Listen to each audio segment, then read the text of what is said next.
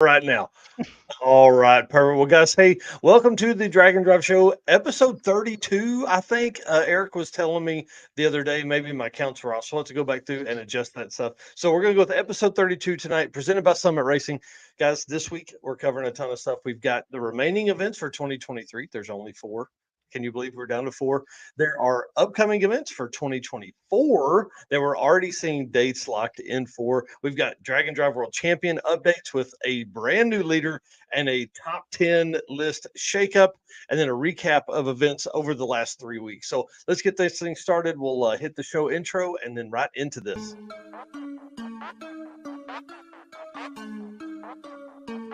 Guys, I'm here with Dave Teresi, Mr. Energy.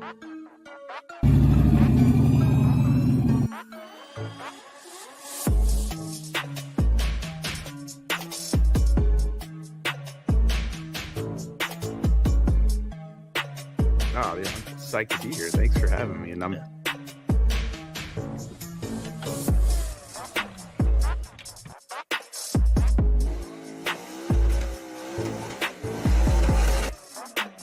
Oh, we're looking this. We're at 6 something. That's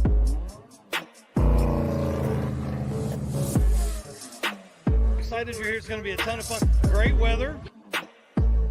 What's going on, guys? Thank you so much for having me. I'm really excited about this right here.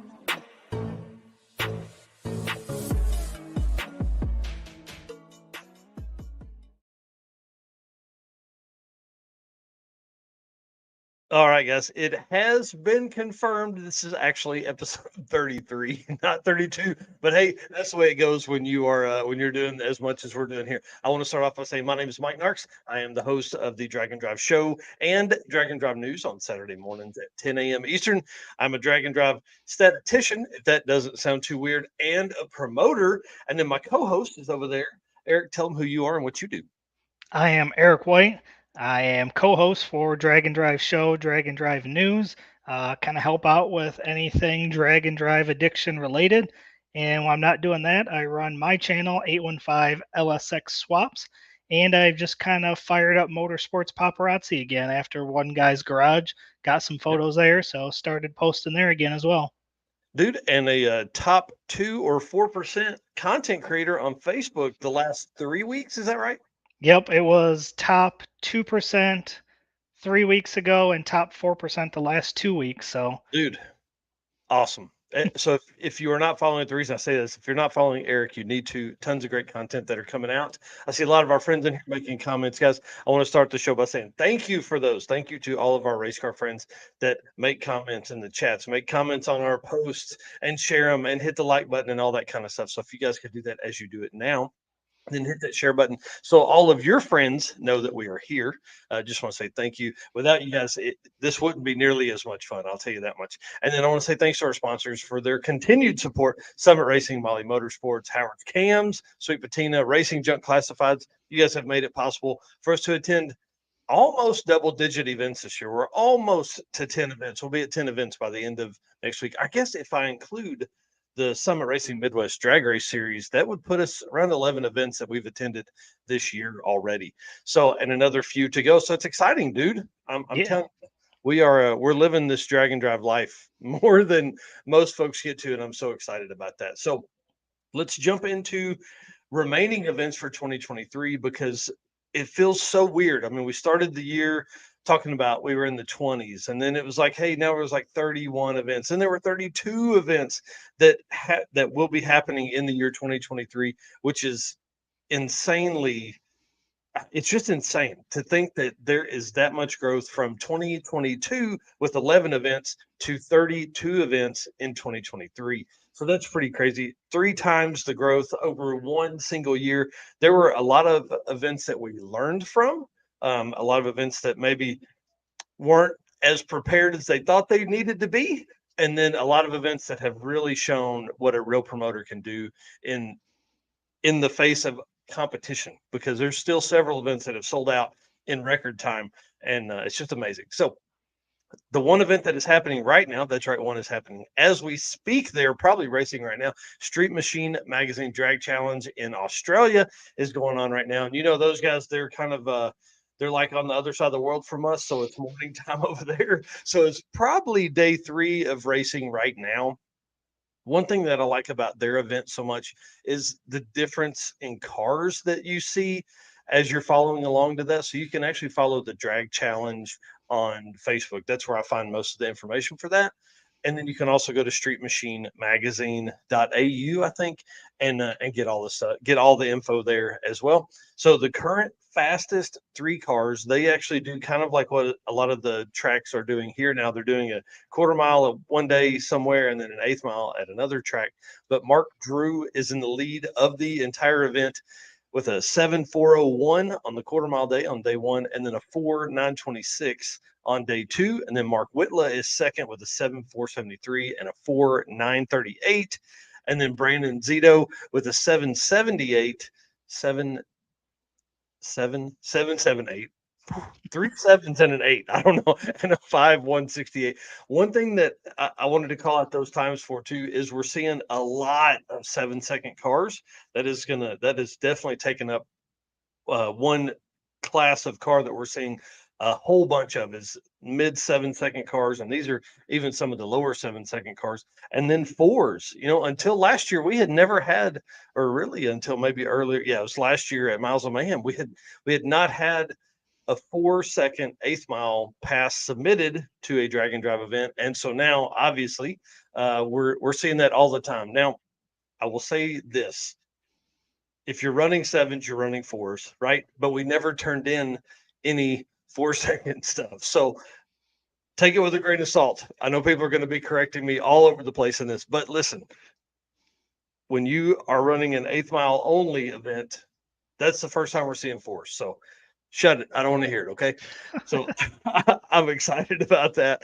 So Street Machine Drag Challenge runs until Friday.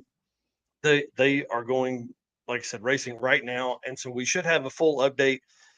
I don't know if we'll have it on the Drag-N-Drive News on Saturday morning, but we'll definitely have it for next week and what that will do to the world champion points. I don't feel like there's any racers that will be on that list that are also on a US or Sweden list that would hurt or change the top 10, not hurt, but change the top 10. So we'll see what that does. Maybe there's a racer in there that snuck in that I haven't seen. I truly don't know yet. We're going to talk about Drag-N-Drive World Champion points and then all of that series here in just a minute as well. The next event that I'm attending is next weekend in Ferris, Texas at Extreme Motorsports Park for the final race of the season for the Summit Racing Midwest Drag Race Series. That's right. Not Midwest Drags, Midwest Drag Race Series, pro mods and real race cars and all that stuff. Cars, well, I say real race cars. We drive real race cars on the street, but these guys race real race cars at the track. So there'll be a lot of stuff going on with that. I'm leaving on Thursday, so Wednesday night's show may be a little shorter just because of me packing up and being gone again, because you guys know I've been gone quite a bit the last few weeks. So we're going to talk about that in a minute as well. So that's coming up. That is the season finale for them. And really the hunt is still on. Like there's still, I think, 2 possibilities for folks to take over the lead at this last race. So it should be pretty interesting. Again, I don't follow regular drag racing that much.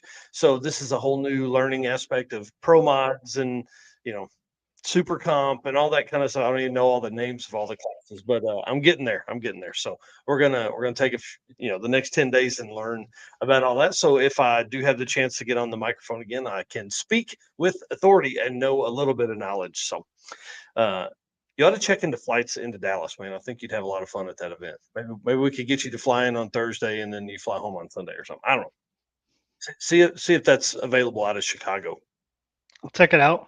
Yeah. And then Drop the Hammer was supposed to start this weekend. Sadly, Mother Nature has reared her head and they're going to postpone that event due to weather. Now, obviously, if it was going to start on the 13th, they just made that announcement about 2 hours ago. So we'll have to see kind of how that plays out. We'll have more details as that becomes available. If they postpone that to, next week or the week after or 3 weeks from now, I don't know. Or if they're going to postpone it till 2024, you guys can follow the channel and all the Facebook and Instagram and all that stuff. We'll have updates for that event as well, coming out as soon as we know anything. And then next weekend, sadly, I'm going to miss Death Week, but I don't know if I could be gone another 10 days, man. My wife may may strangle me. So Death Week starts next weekend, the 21st, and runs to the 29th. This is the longest running drag and drive event ever hosted. Everything has typically stayed within a week. This is 9 days of awesomeness. So it actually starts on the 20th. I apologize, with registration and testing. So looks like Dan Chandler here is saying looks like spring for Drop the Hammer. So great to see Dan at Back to the Streets. It was awesome. And then Jay Blanchard here confirming JWire Solutions is his company, and he's one of the sponsors. Springtime for Drop the Hammer. So that'll be cool to move an event from late in the year to early in the year. We always know those do well. So we're going to talk about 2024 events, so I can add that to the list as we go forward too. Now I know they'll have some, they'll have to figure out dates and tracks and all that kind of stuff, but it'll be nice to know that now moving forward that we'll have another event early in the season. All right, back to Death Week. I don't know if you guys saw, but if you don't follow Carl Bright, you need to. He's got a whole new design on the El Camino for this event, but they're going to start October 20th and 21st at Wild Horse Pass in Chandler, Arizona. So I'm going to give you guys a list of tracks and dates for racing. During this time, they're going to be driving all over this area. So if you want to follow, just go find Death Week on Facebook. October 20th and 21st, they're going to race at Wild Horse Pass in Chandler, Arizona. Then October 23rd, they're racing at Barona Drags in Lakeside, California. Then October 25th, they're at Famosa Dragway in McFarland, California. Then October 27th, they are in Las Vegas. So if you can tell, they're driving all over Arizona, California. Now we're in Nevada. Yeah. Las Vegas, they're going to actually be at a NHRA event. I think they've got like an exhibition area where they're going to be able to park up front. I don't know if they'll be making passes or not, but it'd be super cool if they would allow them to do that. And then from Las Vegas to Wild Horse, I think they hit the Grand Canyon along the way, or from Lakeside to, from McFarland to Las Vegas, they hit the Grand Canyon.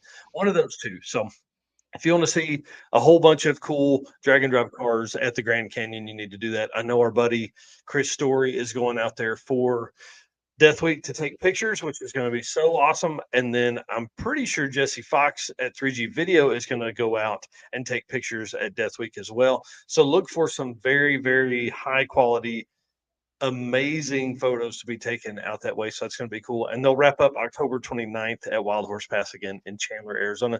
This is really a neat event simply because it really is it's a step away from the normal drag and drive event, which starts on a Saturday or Sunday, ends on the next Friday, so everybody can get home. This is an event that is long. It's 1,900 plus miles. You're going to cover 2,000 miles just in the trip in your car. So it's going to be interesting to see what cars show up. There's a lot of people that are not probably going to bring their Plan A car that is on the limit all the time trying to win a class.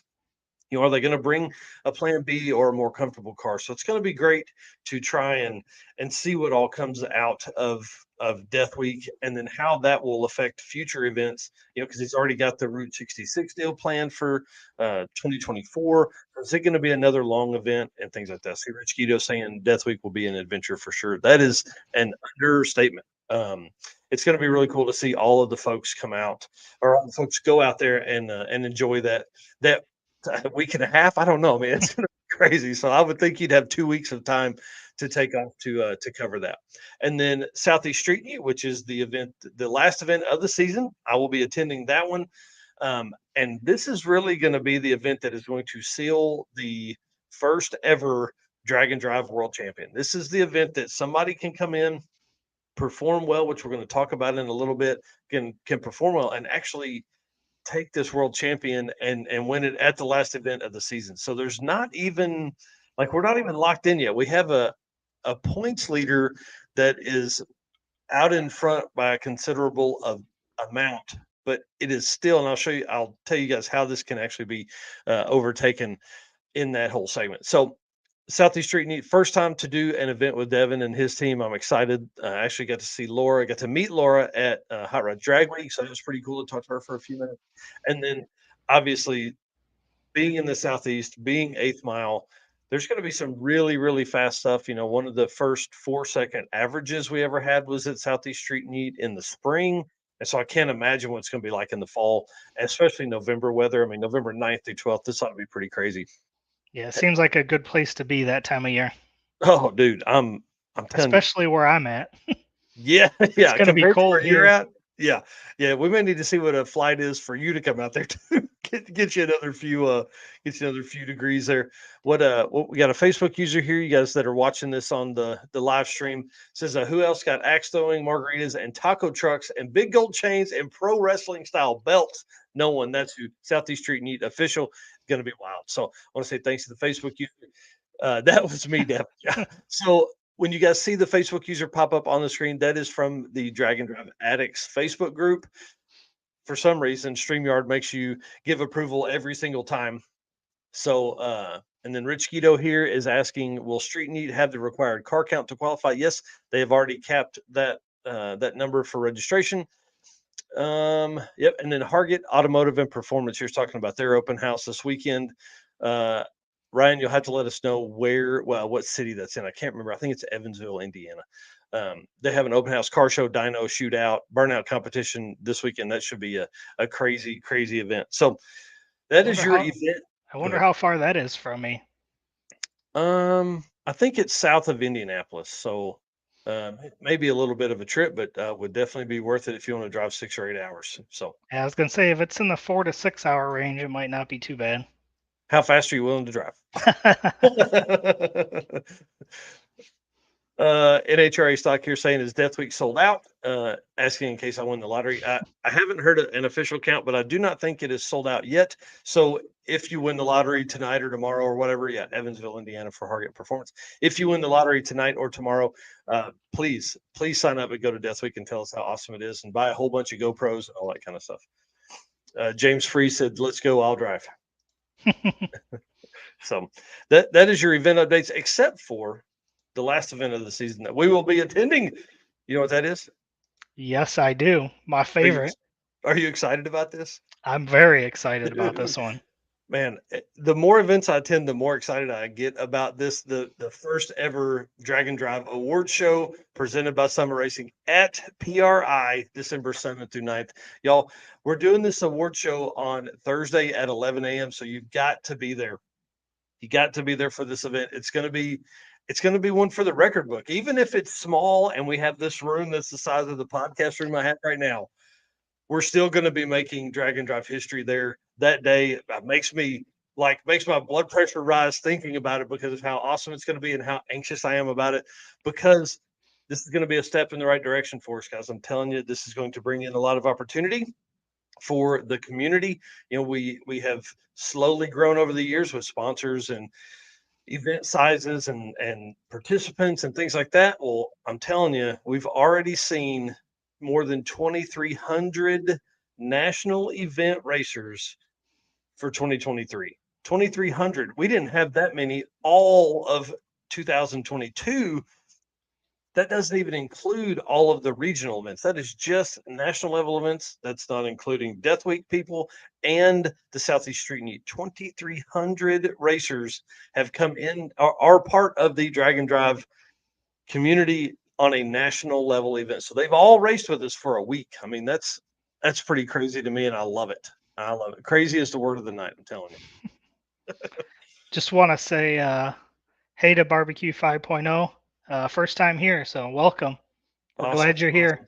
Yeah, it's exciting to have new folks. See a lot of familiar faces, and it's always good to see all the new people. There were a lot of new names and faces that I had never seen at all of the events I just got back from, and we're going to talk about those here in just a minute. Let's talk about 2024 events if you want to, real quick.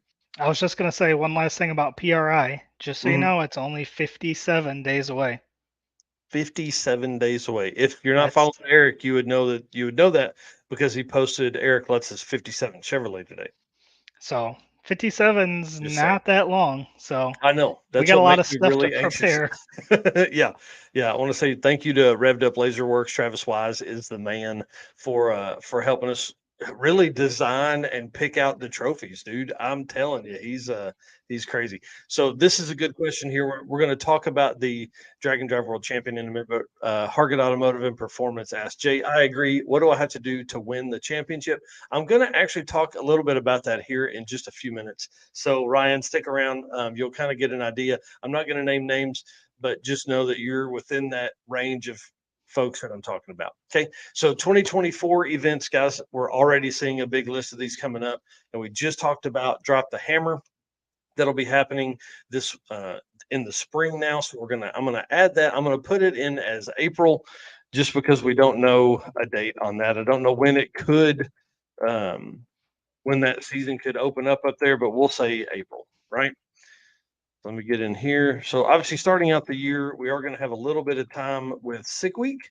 So that's January 28th through February 2nd. They've actually scooted it back or earlier in the year by about 2 weeks, or at least a week from last year, simply because there's the I think the Skag Power Sports deal that Drag Illustrated's putting on is down there, the pro shootout, and then you've got some other event in March down there too. So or the Drag Illustrated World Series of Pro Mod is in March. So kind of moving around that. Again, same tracks. We got Orlando, South Georgia Motorsports Park, Bradenton. Where's the other one? That's 3. I don't know. There's one other track down there. I can't remember what it is. So going to be down there. I plan to be at that event. Have not submitted my media pass yet, but hopefully they'll let me in. And then we go from there to a tag team weekend here in the central part of the states with Cruise and Lose in Nebraska. Talked to Tyler Maggart yesterday or Saturday at race week about his event. They are actually on the same weekend as the circuit, which is so sad because I really wanted to attend Cruise and Lose this year. So it's an 8th mile event, April 19th through 21st. They are up around Lincoln, Nebraska. I-29 Raceway is where they will start that Friday. And then the circuit is also that Friday at Joplin, Missouri. We're doing a pre-party Thursday night. So plan on April 18th arriving to the Joplin, Missouri area, Gainesville. Dan Chandler reminds me of Sick Week. Gainesville is the other track for that one.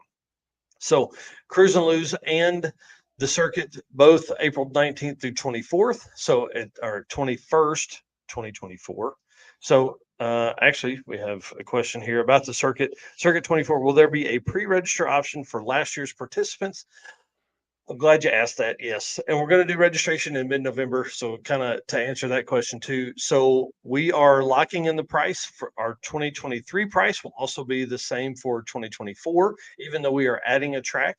So for pre-registered racers, right? So if you raced in 2023, you're going to get the same price you paid in 2023 for 2024. You'll get early registration opportunities. Then if you are on the early list or you registered last year and didn't race, you'll be provided, I'm going to say a mid-level early registration, right? You're going to get the same price as last year. Okay. So that, and then we'll open to other registration if there's even any spots available. So there is 150 spots is what we're going to do for 2024. And then we're racing in Joplin. And then we're racing, like say, in Rogersville or Ozark Raceway Park on Saturday. And then we're back to Joplin on Sunday. So Thursday night pre-party, Friday racing 11 to 5 most likely. And then we'll drive Route 66 to Springfield. We'll race there 11 to 5, and then we're going to do a racer party somewhere, a big party for everyone on Saturday night, and then back to Joplin racing on Sunday, and probably race 10 to 3 on Sunday, something like that. So that's kind of the plan as of right now. And again, registration will be in mid-November. And for everybody that raced last year, $225. For everybody that's going to race or that did not race last year, will be $300. And again, we're adding a track, and so that's why the increase in money. So, and more people means I need to buy more shirts, all that kind of stuff. So, I see Red Hat Scotty here is asking for the QPS Low Buck Challenge. Who's in? That is a challenge that he put out last year for a $1,200 car. And Nico Cristoferi built an entire car for $1,200. LS swapped it, everything, pulled it out of there's a tree growing through the dash or through the grill of it, pulled it out, got the car running, and has now done 3 race weeks with it since building it for the circuit. So it's pretty cool. He didn't make it to the circuit because the first block spit a rod out the side of it as he was driving down the interstate. But he has built it, and it competed this year, ran 11s, I think, this year at race week. So pretty awesome. So Michael Baker, I want to say thanks. He is super happy about that. Nice job. Thank you very much. We're working hard on that and working hard on all this Drag-N-Drive addiction stuff too. So it's pretty awesome. So we talked about Drop the Hammer being moved back to springtime. We don't know what that means, springtime. And then Six Summer moves us till June. Now, I know there are going to be events that pop up in May. I just don't know those yet. I haven't seen anybody posting or dates or anything like that. So Nico here says he ran 1151 at 118 miles an hour in a car that he put together for, say, less than $3,000. So that's pretty fun. Six Summer, June 9th through 14th. Again, that is in a Midwest region. We don't know the tracks on that yet, but I would imagine they are the same tracks from last year, which is like Byron, Cordova, Tri-State, and some other. Man, why can I remember 3 and not 4? That's what's happened every time. Was it Great Lakes? Great Lakes Dragway. Yeah, that was the one that had all the people at it. That was when everybody called in sick for. That was the funnest day too, because they had the burnout, and the burnout pad like kind of goes up. So that was always cool to watch people figure that out, especially in stick cars. And then Big Sky Race Week, the first event in Montana, is June 16th through 21st. I've talked to that promoter quite a bit early in the planning series of that. So that's pretty exciting to see that one come to fruition. And then Midwest Drag is July 8th through 12th. We know the dates. We don't know where that one's going to be either yet. So I'm sure it's funny. We're still very early in the planning for 2024 events. I just like to get a jump on stuff with the circuit. So, because I'm so busy with all this stuff. So anyways, Brandon is asking what's the closest event to Virginia in 2024. And to be honest, I have no idea. So, but just pick one and plan on it, man. Just make the trip. It's worth the extra day of travel both directions, depending on where you go. This year, my favorite event this year was Race Week, just because we went to Bandimere. That was a good event as well. But if you look at that, we are sitting in October, beginning of October of 2023, and we already have 7 events with dates, except for Drop the Hammer. 7 events with dates already. And like you said, last year there was only 11 total. So yeah. Well, and so the other side too is like, I know there will be a Rocky Mountain event in June. I don't know where, what dates that are, but I know it's going to typically be in June. We're going to see Race Week sometime in September or October, things like that. Like I just haven't seen those dates yet. So if folks know those dates, bring it in. Let me know. Tag me in a post or something like that. So. And I know one guy's garage, they've already Yep. started talking about their dates for next year and track. So I talked to him a little bit, and I'm going to wait until he announces it, but he's got some ideas already, so that'll be coming out too. Yeah, so I mean, like there's already, that's 10 that we're just talking about right here, 11 that we know about already. That's not any additional. And we can talk about events, because there was a lot of folks that were asking when I was on this last few weeks if we would see more events. Are events gonna die down some because we had some attendance struggles at some of these? I don't think so. I think we're gonna see more. I think there's gonna be a rush of probably another 10 or 12 events that will happen next year. I think we'll probably be in the low 40s, something like that, just based on everybody. I mean, you now have an opportunity to where probably 4,000 people, by the time we get all the names and things like that, probably a unique 3,300 racers will have competed in a Drag-N-Drive in 2023. Well, in 2022 there were 1,800. So if you take 1,800 and now you have 30 events, what does 3,300 do to the number? Now will another 1% of those folks go out and create their own event? Well, that's 30 more events than what we had. So, I think low 40s, 50s, maybe something like that is going to be pretty nuts. And that's one thing that I did not plan on. I'll be completely 100% honest, did not plan on in 2022 as I started building the plan to be able to do this full time and do all the results and lists and things like that. And it is just like, I made a little, I'm not gonna say complaint the other day on Facebook, but it is a struggle. That's what takes me so long. Just the simple fact of somebody putting an extra T in their name, or, you tell, like if you're registering day of an event and they type in how they think it should be spelled, and that's not how it's spelled, then that creates a whole new line for me. And that's where we ran into situations where, like Bryant Goldstone, I didn't see one of his events. And so it actually took him out of the top 10. It should have put him in the top 10. He should have been up there. So it's one of those things, man. It's really hard to find that, and I literally have to go line by line to find all of the names and make sure they're spelled right, and make sure there's not a, sometimes people put junior, sometimes people don't, sometimes people put senior, and sometimes they don't. You know what I mean? Like sometimes they Yeah. put the middle initial, sometimes they don't.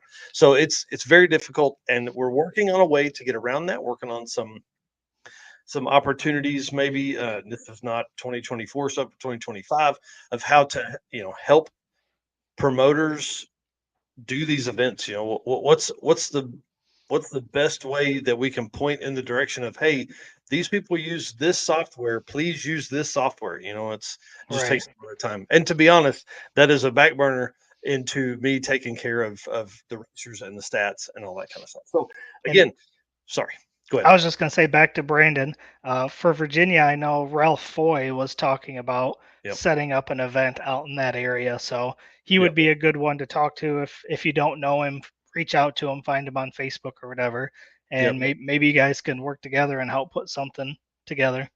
Yep. Ralph Foy, Foy, or Ralph's Garage on YouTube. So this one here says an event with 4 races to average compared to 1 race for average. How do they compare Get Lucky one day versus multi-day, multi-track event?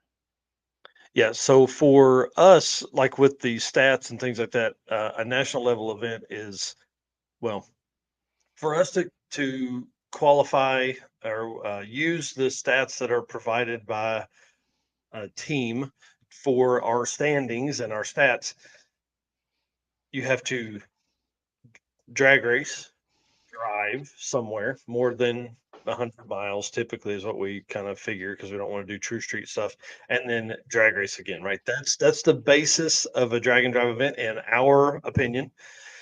So if an event doesn't drag race and then do some driving around and then drag race again, we don't follow their stuff. Now an event can be called a drag and drive, like King of the Open Road uses drag and drive in their stuff, because it kind of is, you drag race and drive.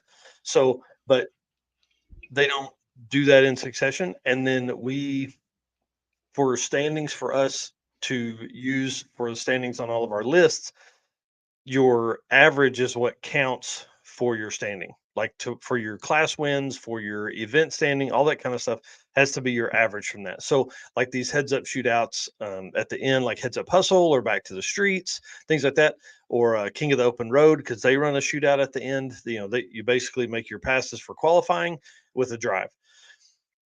Those don't qualify for our stuff simply because they're not using the average of that racer to do their standings. So I hope that makes a little sense off the top of my head there.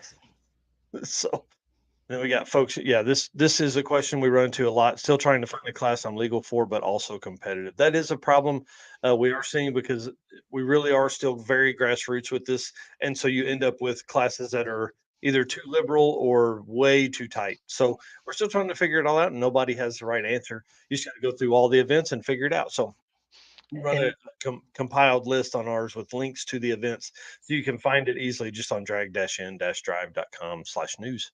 Yep, and I was just going to say on that, I think we're going to try to do something different with the website for 2024 and try to have a link to the events instead of being in the news area. Yep. And so the reason it was in the news area for 2023 was simply because there was so many changes. It was always getting different. It was all, there's always a new event. There's always this. So we need an easy way to do that. And Eric is working through some ways that we can do that too. So, yeah. And then this person, the same question here, says, what killed me was having a tube front end due to damage, but built for street race, small block power rider.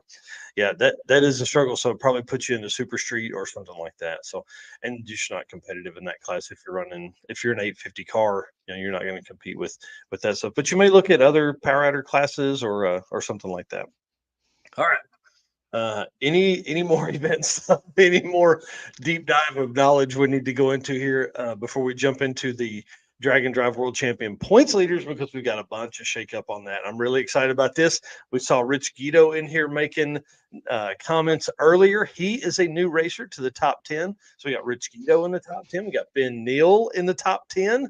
We got Cameron Thorpe in the top 10 in the Drag-N-Drive World Series or World Champion Points Series. And Corey Thompson rounds out the new drivers to the top 10 list. That's right. So some folks actually got knocked down or off, but one racer, this is pretty cool, went up in standings, which is, I thought, really neat.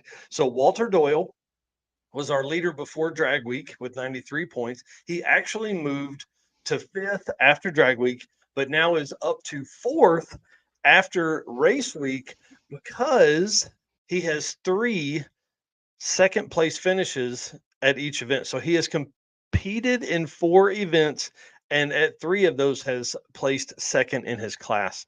So that ended up getting him 33 points at each event. Now he has 99 points, and that puts him in 4th place. That's right.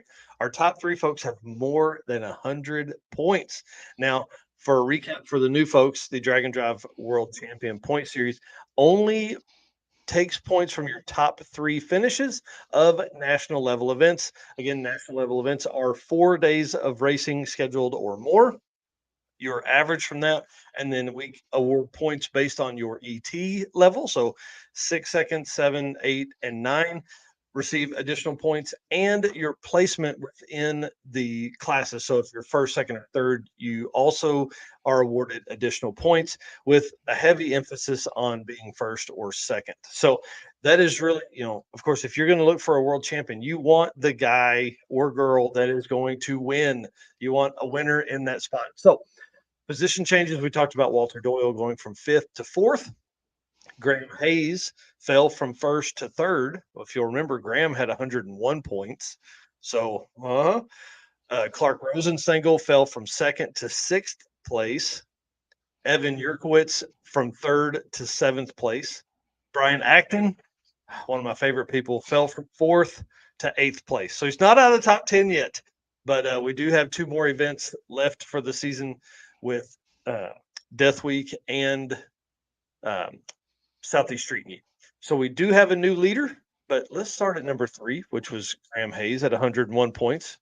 2nd place, and I hope he is still in here, Mr. Rich Guido is in 2nd place in a stick shift, 4,000-pound turbo Pontiac-powered Pontiac GTO. It doesn't get any cooler than that. That doesn't even get trailered to the event. No, he drives it everywhere, 14,000 miles a year on his car. He just has dominated stick shift racing this year, winning Sick Week. I'm pretty sure he just won Race Week. He's the man. I'm telling you, he is the Canadian Chuck Norris. Pretty impressive. Congratulations to Rich. Yeah, I see he is in here. Says, how cool is that? So congratulations to him. He has worked his butt off this year to do that. But our new leader, with artwork coming out tomorrow and all the stuff, like the website will get updated. Just type in drag-n-drive.com/world champion. Corey Thompson is leading the charge with his 67 twin turbo, 7-second big block 67 Chevelle. Y'all, this car is so nice. It's as nice as Rich Guido's car, and Graham Hayes' car is nice. Like, these guys are top level racers. Corey has won every class that he has raced at this year. That's why he has more points, because Rich also has maybe a little slower car, ended up with a 9-second average, I think, at one event. That cost him a point lower than what Corey is. I'm going to basically lay out in an article a full breakdown of their points so you can see how all of that manipulates, right? So I want to congratulate Corey Thompson. I know he has worked very hard and followed this very, very tightly all year long to really make a run at being the first ever Drag-N-Drive World Champion. And what's crazy is we still have 2 events left. I hope he can hold on to it. There are some ways that folks can come in and beat him.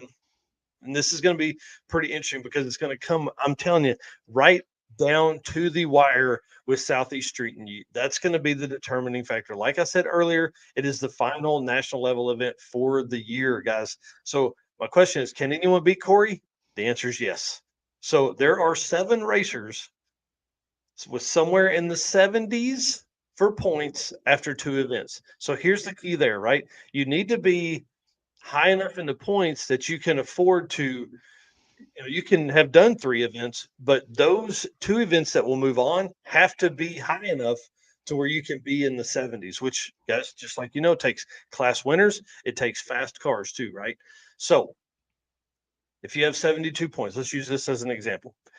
If they complete Southeast Street Meet, win their class, run a 4-second average, and reset the ET record, they would have 110 points. Okay. So a 72 point racer after 2 events. Complete Southeast Street Meet, wins their class, 4-second average, and resets their class ET record, they would have 110 points. Then it goes to, is their average faster than what Corey Thompson's was? So I see Ryan Hargett asking what points does number 1 have now. He has 110. So Corey Thompson is currently leading with 110 points. There are a few racers. There are 7 racers with 70 or more points. There are very few racers with 75 or 6 points. Devin is not even on the list. Devin is not even on the list because he didn't race this year. Yes, he has a car and all that, and tunes it and all that kind of stuff and built it. But Devin is not on the list. Josh Davis is on the list, and he's driven that car twice. So I'm gonna just leave that out there. But okay, we know that car will do 4-second averages, but will they bring it to Street Meet, which is their event? Josh probably works that event along with Devin. Devin, I'm telling you, it's too hard to promote, to be the promoter and excuse me, and race. I've tried that. It's very hard. So if you have a racer that has maybe a higher 70 point rating, they theoretically only need 2nd place finish and a low 5-second average ET to beat their event, to beat Corey Thompson, right? As long as their other 2 events are 7-second averages. So it's going to be very, very close. I'm telling you, this is what we wanted. We wanted winners to be in the running for this, and that is what we have. We have people that have podiumed at every event are on this list. We have people that have won their class. We have people that have wrenched on their cars. This isn't some easy lay down deal that is just an attendance deal, because we've had a lot of racers that have done 4 and 5 events this year, but that doesn't matter how many you do, as long as you still have to perform very, very well. So I had a few conversations with racers and they haven't quite made the commitment yet. So I wanted to give them this list of stuff that they have right now. This is the list of stuff, right? So this is the list of prizes that we have right now. You will be the first ever Drag-N-Drive World Champion. You're going to get a custom one-off hand-built trophy by Cold Hard Art. You're going to get custom embroidered jackets for your driver and co-pilot that'll say 2023 Drag-N-Drive World Champion, a $500 gift card to Summit Racing, free entry into the following events in 2024: Southeast Street Meet, Rocky Mountain Race Week, and Hot Rod Drag Week. That's right, 4 national level events, and a guaranteed spot in Sick Week and Sick Summer. Mickey Thompson has provided a free set of tires that you can pick up at any Mickey Thompson tire facility or truck. 2 buy one, get one certificates. You're going to get, of course, a Drag-N-Drive Addiction swag pack with it, for driver and co-pilot, hoodies, shirts, hats, license plates, anything we offer. And just today, there is a company called Precise Built Tools. They are providing a torque wrench and case that's perfect for your Drag-N-Drive car or trailer, from 25 to 250 pound torque wrench. So that's pretty cool. So you can throw that in there and not have to worry about purchasing one of those. And we're adding more every day, guys. I'm telling you, Eric and I are working very hard on getting more and more available for you to win this. We also want to use this as a stepping pad for 2024's Drag-N-Drive Awards, to provide that to other racers. We want to have more racers win this kind of stuff. So we're working every day. So if you know of a company or you own a company that you would like to get involved, reach out to us. Let us know. We would love to have you. And again, all of that goes right back to the racers. So pretty amazing. I cannot wait. And I saw Ryan Hargett's comment in there. Let's talk after this. I'll call you.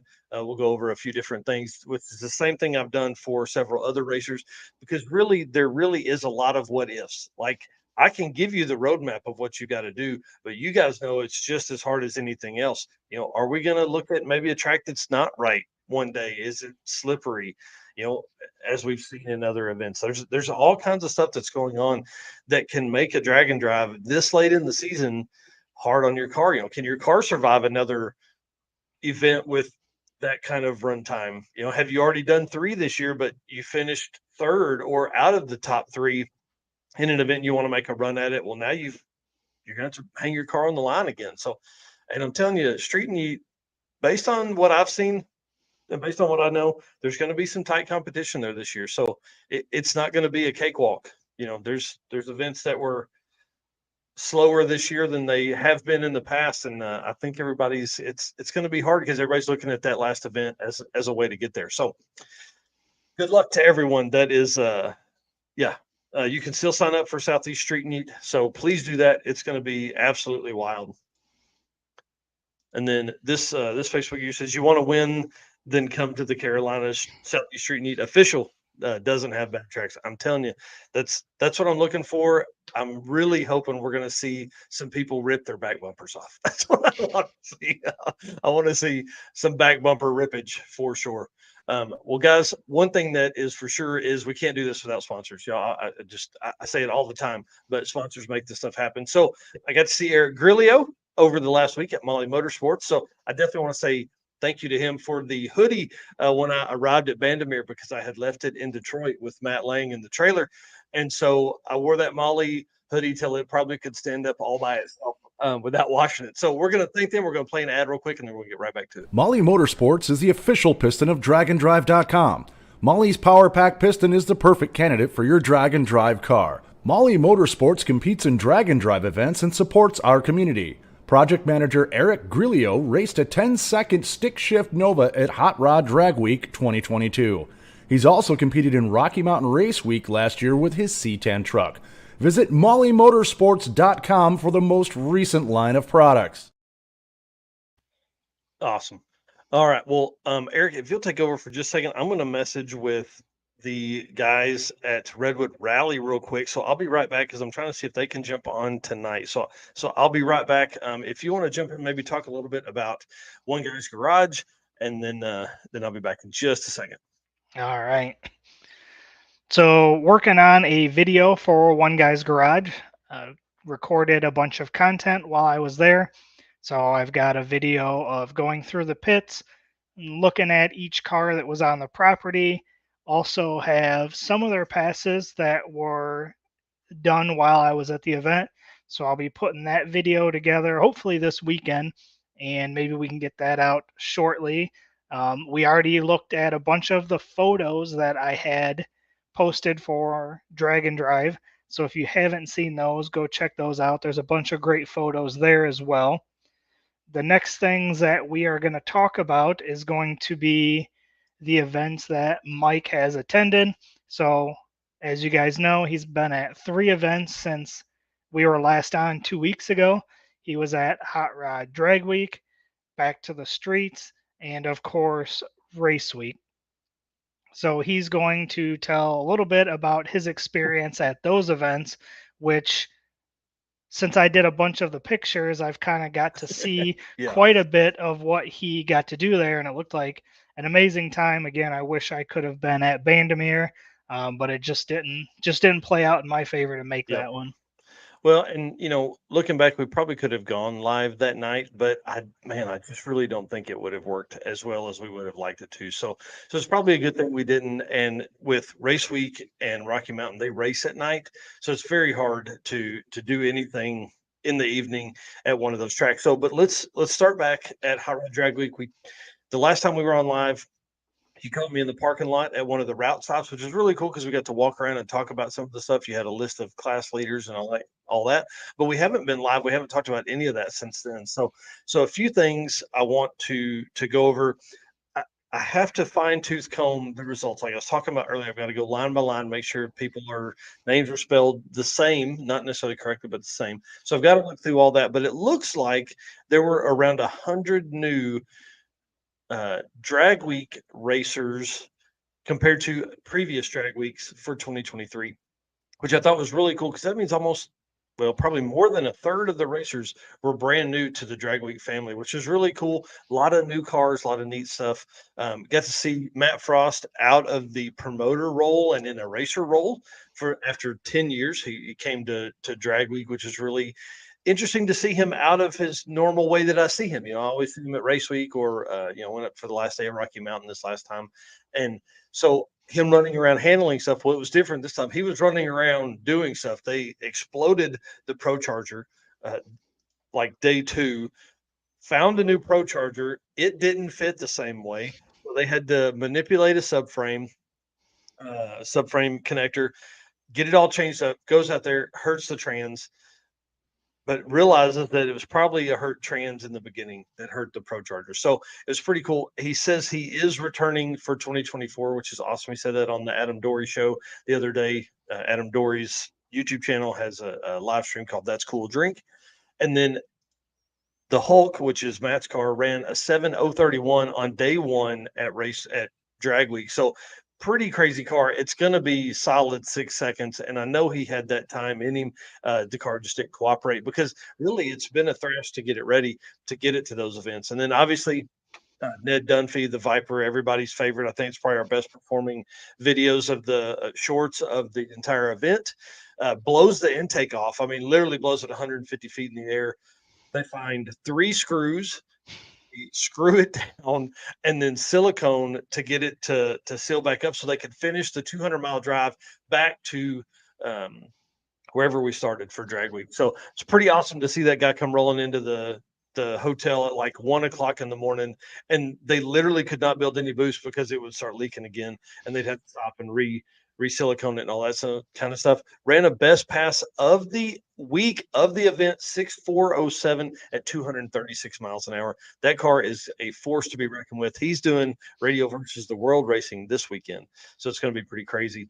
And then I want to congratulate David Armentrout and Paul Powell for finishing their first Hot Rod Drag Week.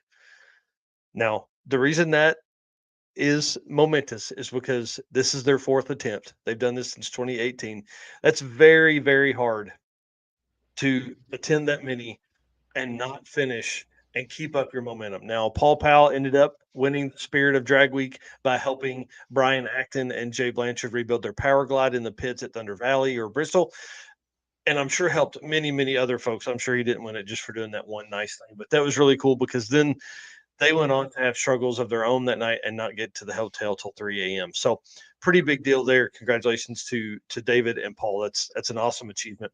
Let me get through this last thing, then we'll talk about what Rich Guido is talking about here. And then I want to congratulate our friend, our YouTuber, Mike Turner, Shop Dog Fabrication, for winning the Street Machine Eliminator 32 car shootout. It's pretty cool. He was actually an alternate, being like number 35 or 36 on the list with other people dropping out. It moved him in, which is really cool. So congratulations to Mike and all of his fun. He was so excited when he came by that I didn't catch when he was saying that he won, because looking at it, I didn't think he was even in. And then I seen him 2 hours later and he'd won it. So it was pretty awesome. So congratulations to him. I know he had a great week.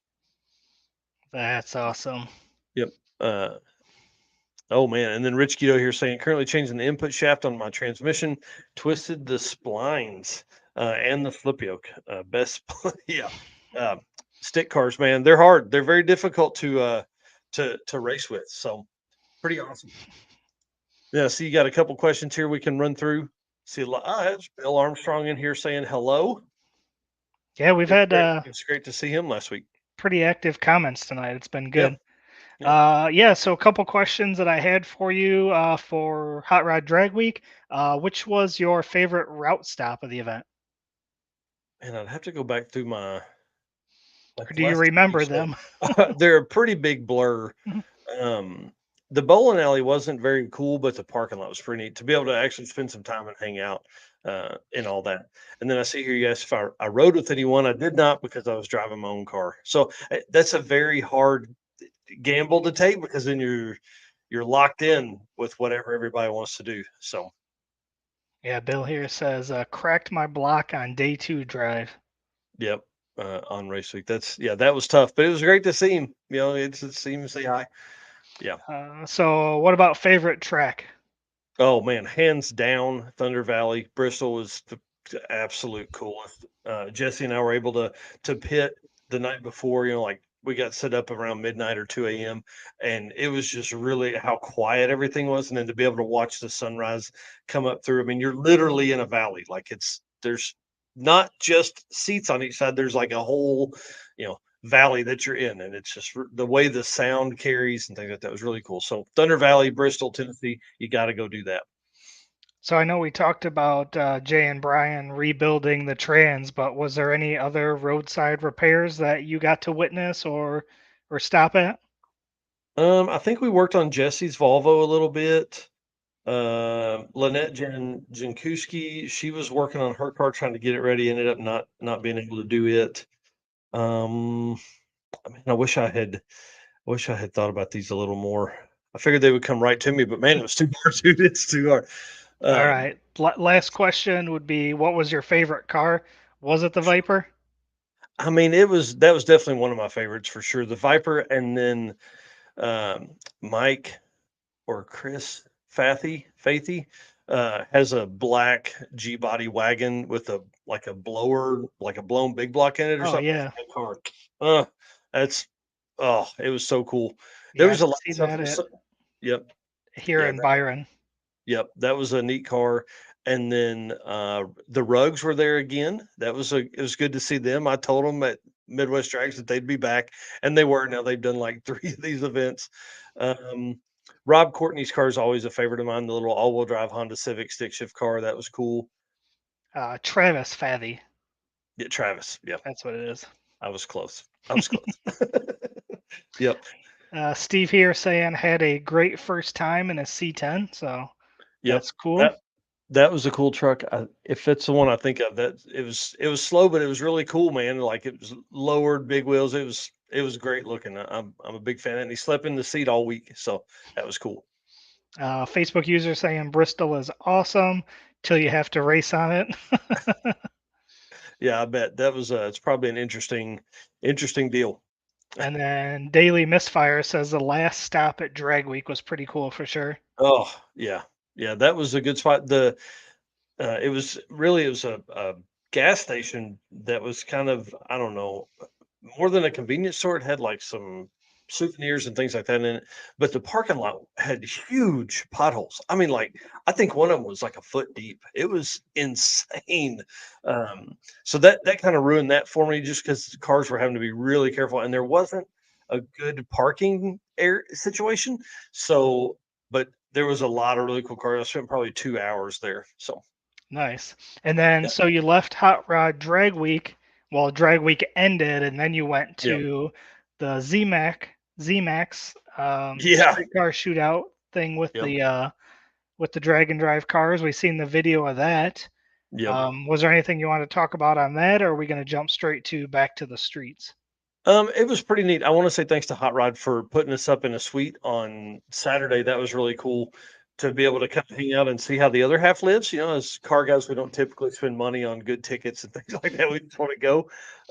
So that was really, and to be able to see the amount of interest that a lot of the general public had in why these cars had trailers in behind them. Rick Steinke and the honk if parts fall off car was right up front. And then you had like Emily Ballard's car, which is so nice.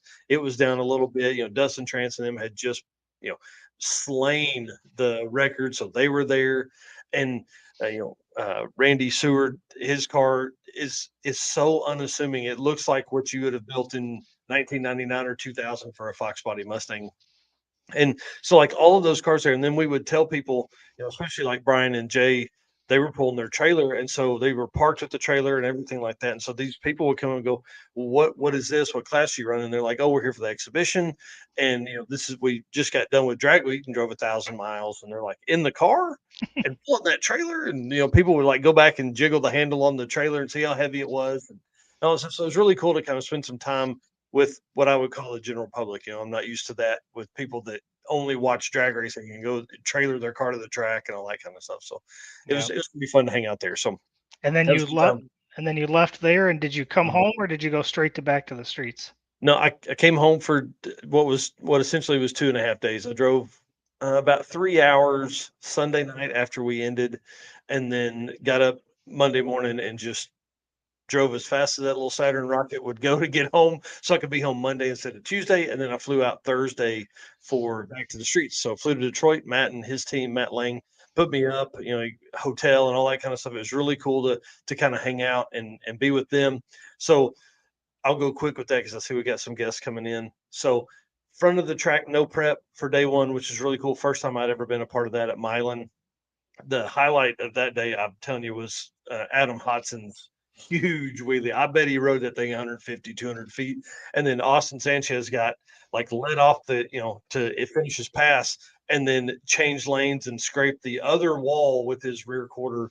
You see that on the video. It's absolutely nuts to see that car go lane change 2 or 3 different times. So that was pretty neat. And then you can see all that stuff like on the YouTube channel. I really worked hard to get those videos out. The route took us through downtown Detroit, which is really neat. I obviously never been there. And so we passed the GM Renaissance Center, the Chrysler facility, some big Stellantis Chrysler deal, and then the Ford area there. I don't know what you call that, but like it had the museum and all that kind of stuff. And you and I were messaging about should I take the time, but I actually had jumped in with Dave McKenna in his Turbo LS Fox body that ended up winning the True Street class and rode with him. So I was kind of, limited. I was navigating that day. So the final route stop on day one was really cool because we went to the 5 o'clock garage and Vet Lab new headquarters, which is an old skating rink. And so they have a really cool vision for this place. They have like an upstairs lounge area where like it's like a big man cave, pool table, cool chairs, hang out in, refrigerators, all that kind of stuff to drink. Like they fed us, they took care of us with drinks and all that. And then down was still the skating rink floor. So since it's all coming up, they had to do a few burnouts on that. So That, you catch that in the video too. yeah, there were some cool videos of that for sure. Yeah, it was a pretty neat deal. So, and then day two, we ended up going to Lapeer International, which is like 120 something miles. It's a great route. Get up there.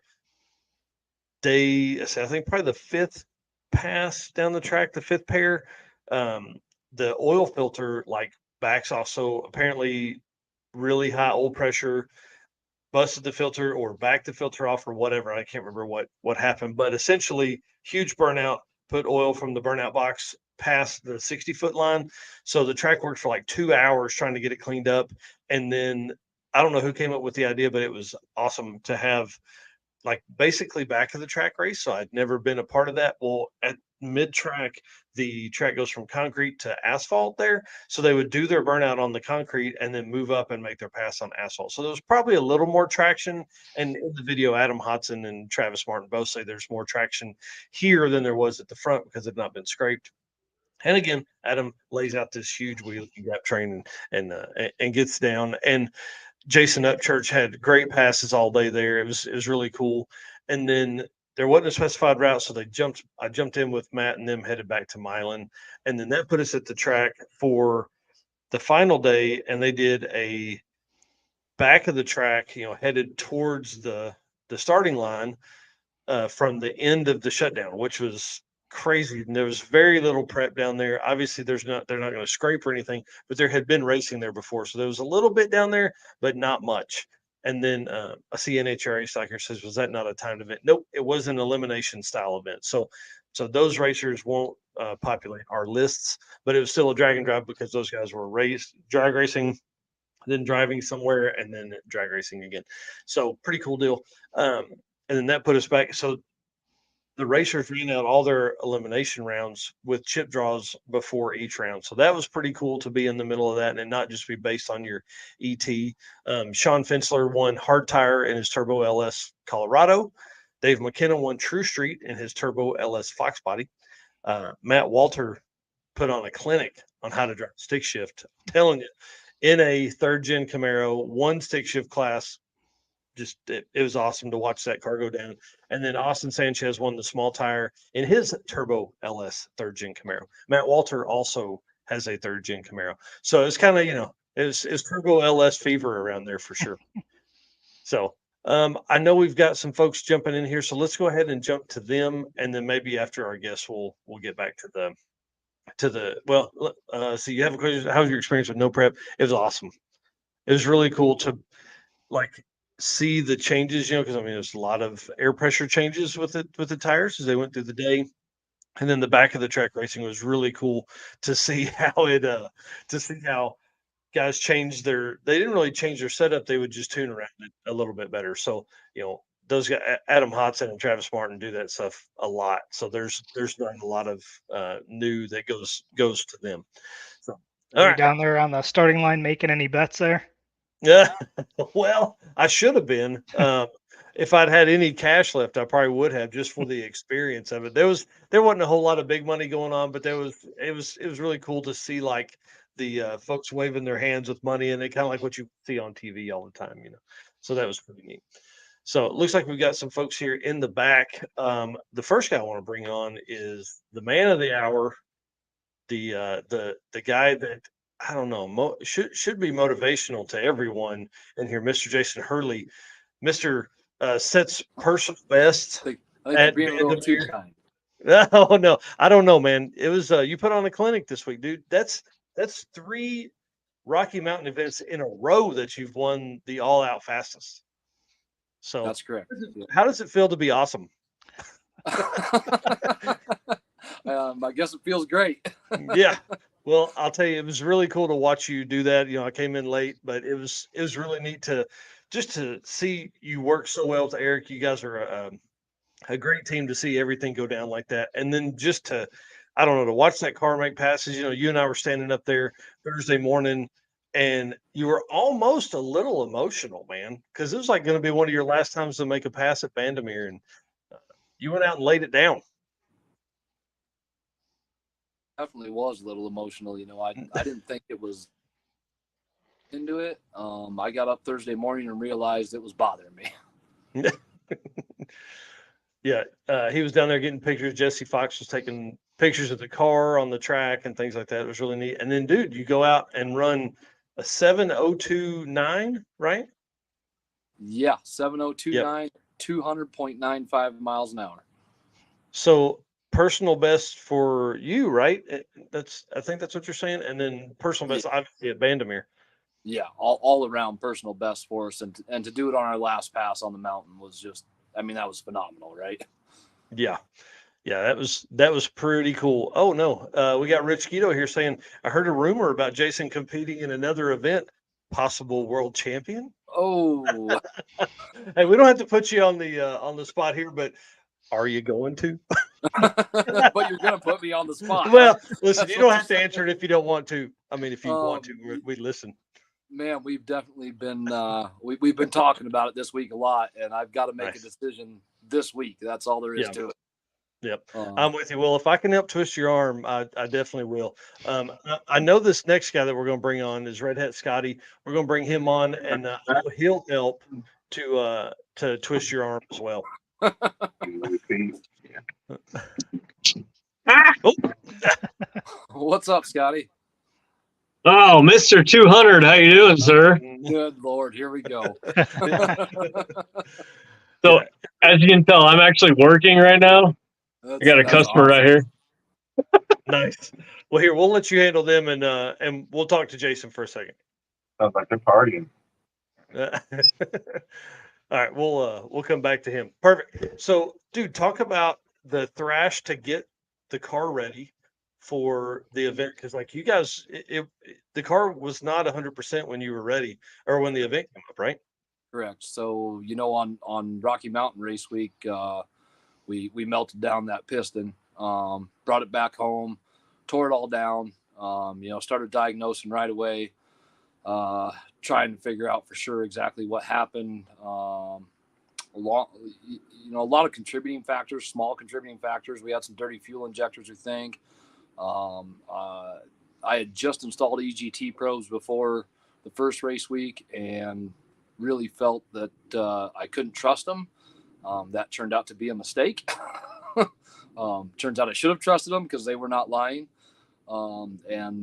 Somehow, amazingly, it only torched that one piston, but really weren't sure we were going to be able to get pistons in time, and Eric Grilly at Molly Motorsports came through for us, and came through for us big, gave us a full sponsorship, and that's awesome. Obviously are a huge part of our program overnight, and got them to us in a timely manner. Eric and Danny, at Bowtie Engine Shop, they had everything ready so that as soon as those pistons hit the ground, like I'm talking within 48 hours, that engine was going into the car. Wow. How cool. Awesome. Then Brent Coddington busted his hump to get the new headers built before him and Matt headed out on drag week. He stayed up till like 3:30 in the morning, welding up the new headers the night before they left. Wow. And then I picked the car up, brought it back home, built the up pipes and the wastegate tubes and everything. Brent got back from drag week, and we fired the car up 1 week before we left for race week. Well, that's awesome. Well, I see Red Hat giving us the thumbs up here, so I'll bring him in because he's got some good stories as well. He brought a car that is not new to him, obviously, but I think you had that out at another event earlier in the year too, right? Yeah, I took that car to Coder earlier back in May. Right. And so it's a car you've had for like 20 years, right? Yeah, I've owned that car 21 years. Jeez. That's a long time. So it's turbo LS setup in it. Is it the same powertrain from the Rickety Rocket? So the motor in that car is the motor that came out of my Rickety Rocket. Motor, transmission, kind of turbo kit, EFI deal. Nice. And it made it through the week. You guys survived, so that's always a plus. You ran some we got beat up this week. Bunch of stupid issues. New car, new combo kind of thing. But it survived. We went 994 at 139 at Pueblo. So I'm not mad. Yes, that's right, dude. That's awesome. So is that your first 9-second pass? It is. That the 994 at Pueblo was my first 9-second pass. Oh wow! Dang, that's awesome. Yeah, there's a week of personal best for everybody. That's cool. Right? Yeah. Scotty, the fact that you've owned that car for 21 years only means one thing. We're getting older. Yeah. No. I was 17 when I bought that car. So. Ouch. Still a youngster. That's awesome. Well, Jason, you haven't owned that one behind you as long as you've owned the Meltdown Part 1, right? Correct. Yep. Correct. Yeah, I've probably owned the OG car for about as long as Scotty's owned the black car. Yeah, I think I bought that one when I was 20 or 21. So wow, that probably puts it longer than Scotty's owned the black car. That's awesome. Well, I'll tell you, it was really cool to watch the car this week and watch both of you guys work. I didn't get to spend as much time with Scotty as I did with Jason because you guys were kind of pitted by Steven, and I kind of called that home base most of the week. So, but one thing I did notice is that Jason, you only made one pass on Thursday. That was it. That's all it took, right? I actually only made one pass the second, third, and fourth day. Wow, dude! Yeah, you were one and done a lot. Yeah. Which is weird. A weird experience for me. It's nice on the one hand. On the other hand, you find yourself kind of sitting there going, "Man, I kind of want to race some more." Yep. Oh well, Jason, everybody wanted you to do more than one, right? But we all understand why you didn't. Yeah, there was a lot of people pushing real hard for us to go back down and get that 6 seconds. And ultimately I decided not to. One, it was already just everything we could have asked for. Two, I really want my wife and kids to be there that first 6-second pass that we get. Yeah. Yeah. I can appreciate that. And I mean, dude, at that point, I think we had the conversation, like all you needed was like a 883 or something like that to lock up the fastest overall. And so you had that locked in, but you only needed like an 1130 to win your class. So like there was no way you were not gonna, once you made that one pass and to have set all those personal bests, I mean, that's really the only way I think to do it. Yeah, that's the tough part about Drag-N-Drive, right? You get into a spot where you got to start thinking about preserving the car and making sure it can make it to the end, and not just having all the fun that day. Yeah, well, and I mean, let's look back at 1.0 when you make your final pass on day 4 and hurt the car. Now you've got to, you got to find an engine. You've got to figure out how to make the carburetor work. You've got to have juggernaut weld up piping, all this kind of stuff. So, to relive that, I'm sure that was not on the list. Yeah, that was definitely burning in the back of my mind after that 200-mile-an-hour pass. Yeah. So, I can only imagine. Where's that engine now the one that you did swap in there? It went back to its rightful owner, guy by the name of Mike Guyworks. It's local here in Greeley. Nice. Cool. Yep, that's pretty neat. So for the folks that don't know that whole story, kind of give us a quick recap of that. Obviously we heard you talking about the piston, but how does that play into, swapping an engine, and then how did that thing drive? That's my main question. How did it drive on the trip back? It probably goes back a little bit further than most people realize. In Bandimere, or at Bandimere on Rocky Mountain Race Week, we broke a valve spring. A lot of people probably might remember. I have 2 of them in stock. $2.99 a piece. And I knew at that point that I had a good hunch that something was hurt in the engine. Just the way it was acting, the way it was sounding. We kind of talked about it a little bit as a team, and me being kind of stupid like I am. I don't care. I'm just going to beat this thing, right? So we kept beating on it, and then that last pass in Pueblo, it just had all it could take, and torched that piston down. So started scrambling, trying to find an engine local and everything, searching Craigslist and Facebook and everywhere we could think of, putting the call out and whatnot. Yeah. And what time frame messages, and I was like, man, I got one right here. Just got to get it down there. What kind of time frame is that? So I think we figured out around, I believe it was around 8 p.m. that we figured out that the engine was hurt. Wow. And of course there was a good half hour of trying to decide what to do, and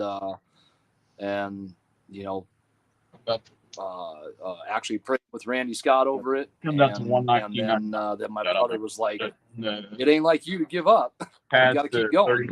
So keep going we did. And those were the words that really kind of kept me moving, And a good friend of ours had said, if you guys need any help, just let me know, whatever I can do. So we called him up about 12:30 in the morning. We were like, hey, we found an engine, but it's in Greeley. Can you go grab it and bring it to us? So Nice. He did. He got out of bed in Brighton and drove up to Greeley, picked up an engine, and delivered it about 4:30 in the morning. And we continued hammering on it after about 2 hours of sleep. And I think by about noon we fired it, and by like 2:30 we were on the road with a sketchy exhaust on it and everything. It was literally, it looked like you had taken the manifolds and just flipped them, and then just did like a U-bolt. Yeah, the only way that we could get any exhaust to clear, we had like 4 different sets of headers, and the only thing we could get to clear the firewall was some truck headers that were flipped upside down. That's awesome. They don't fit real great that way either. They're like partially covering the exhaust ports and everything. It's not pretty. I don't recommend it. It didn't matter. All you had to do was, but you had to make it from, were you guys at Bandimere or Pueblo? We were in Pueblo, and we had to make it all the way back to Kearney. Yeah, which is 420 miles. Yeah. So we got it running and everything, got on the road. And the really hilarious part of this is about 50 miles into the drive, Eric McEwen of Bowtie was not with me at that point. He was he sat that one out. My son Logan was co-piloting for me. Nice. As we usually do on the first race week. And I messaged him and was like, man, this thing runs pretty good. It's getting down the road just fine, but sure is kind of vibrating a lot, And he's like, instantly messages me back, what flex plate did you put on it? And I was like, oh no. I was like, I put mine on it. Well, my engine's an internally balanced engine, That stock 454 was not an internally balanced engine, but it had an internally balanced flex plate on it. So it took pretty good the whole way. So you left it. You didn't stop and. I mean, what are you gonna do? Stop. Like, yeah, we didn't have another flex plate. Yeah. What were we gonna do? Yeah. I was like, just well, I guess we wipe some bearings out, and I'm gonna owe this guy a crank. Yeah. So the one question I did have was, how did that drive with the converter that you have? Because you used the converter that's in the car now, right? Yeah. That converter was pretty tight with that little 400 horse 454 in there. Yeah, man, I bet that was pretty intense. And then it's so funny because I came up for the last day of Rocky Mountain, and like you just walk past the fastest car on the property, and it's an Edelbrock carb on top of a big block. You know what I mean? Like an orange, all orange big block. It was pretty funny to look in there and see that. So that's pretty cool. That's one of my favorite stories of obviously this year is, just the determination to do that overnight. One, that's pretty cool. And then two, to make that drive with that. And I bet that thing sounded just ugly, just cruising at 55 miles an hour, just bah. Actually, yeah. I mean, it kind of sounded like an old dump truck. That's awesome. Dump truck life. Yeah. What I thought was funny was we got to Kearney and there was a bunch of people like, you're not going to make a pass with this thing, are you? I was like, can I not make a pass with this engine in there?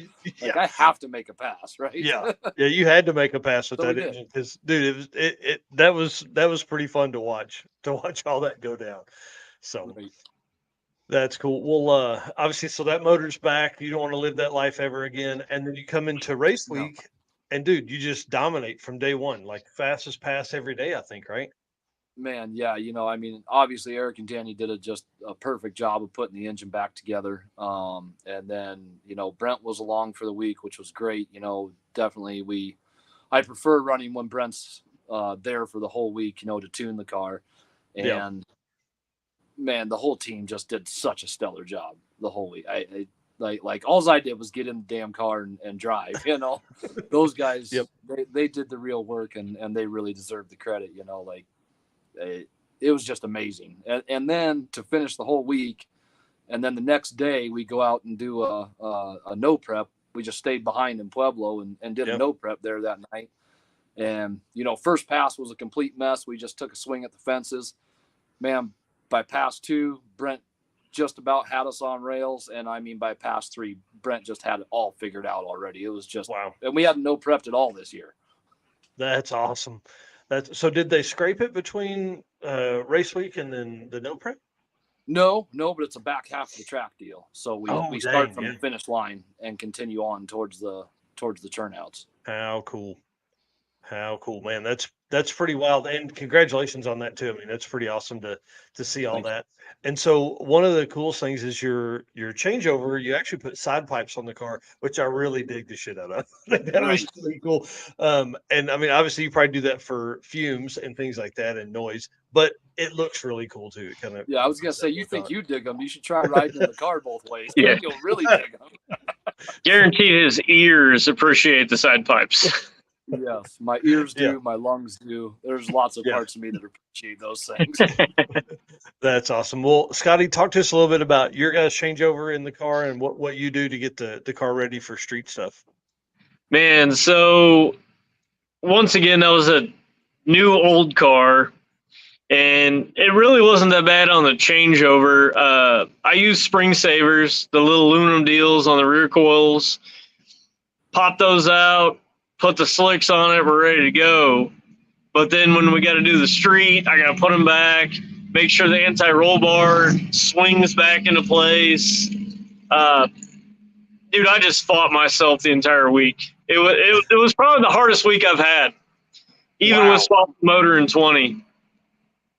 That's crazy. Just trying to get everything ready. I mean, what were some of the struggles you were running into?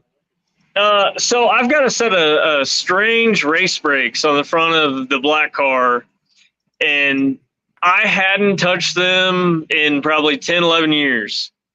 And 10, 11 years showed his face, and it fought me and the dude every step of the way. Yep.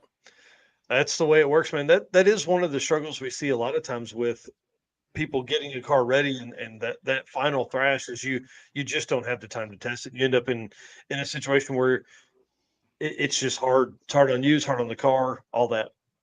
Well, so we went into race week, and I had already done Coder in that car and survived, finished fairly well in my class, but I touched everything else on the car other than the front brakes and the wheel bearings.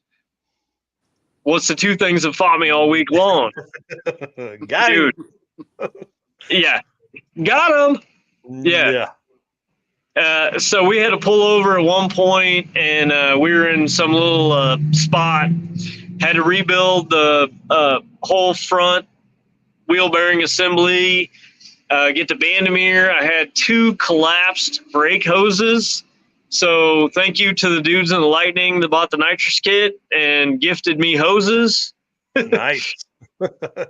Oh, dude, it was so bad. Like, just the silly, silly stuff that happened to us this time just wore on me super hard. Yeah. But, we finished, and, that's all you can ask for. I finished 4th place in the 9.0 class. Oh, nice. There was only 6 of them. Finished that high end. I mean, like, hey, let's be honest. Like, you probably should have ran the 10.0 class, dude. You'd have been consistent. Yeah, so that was a funny conversation that me and the dude had. So I've been chasing that 9-second pass for a few years, like 2.5 years. And we did it at Pueblo, and I looked at him, he looked at me, and we're like, you know what, man, let's just go for it. Let's go 9-0. We can just let it all hang out. We don't have to play games. We did it twice.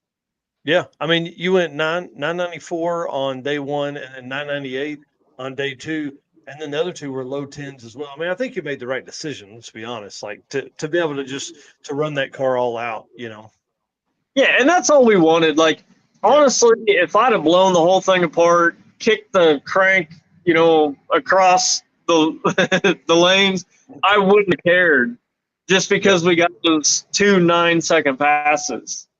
Yep.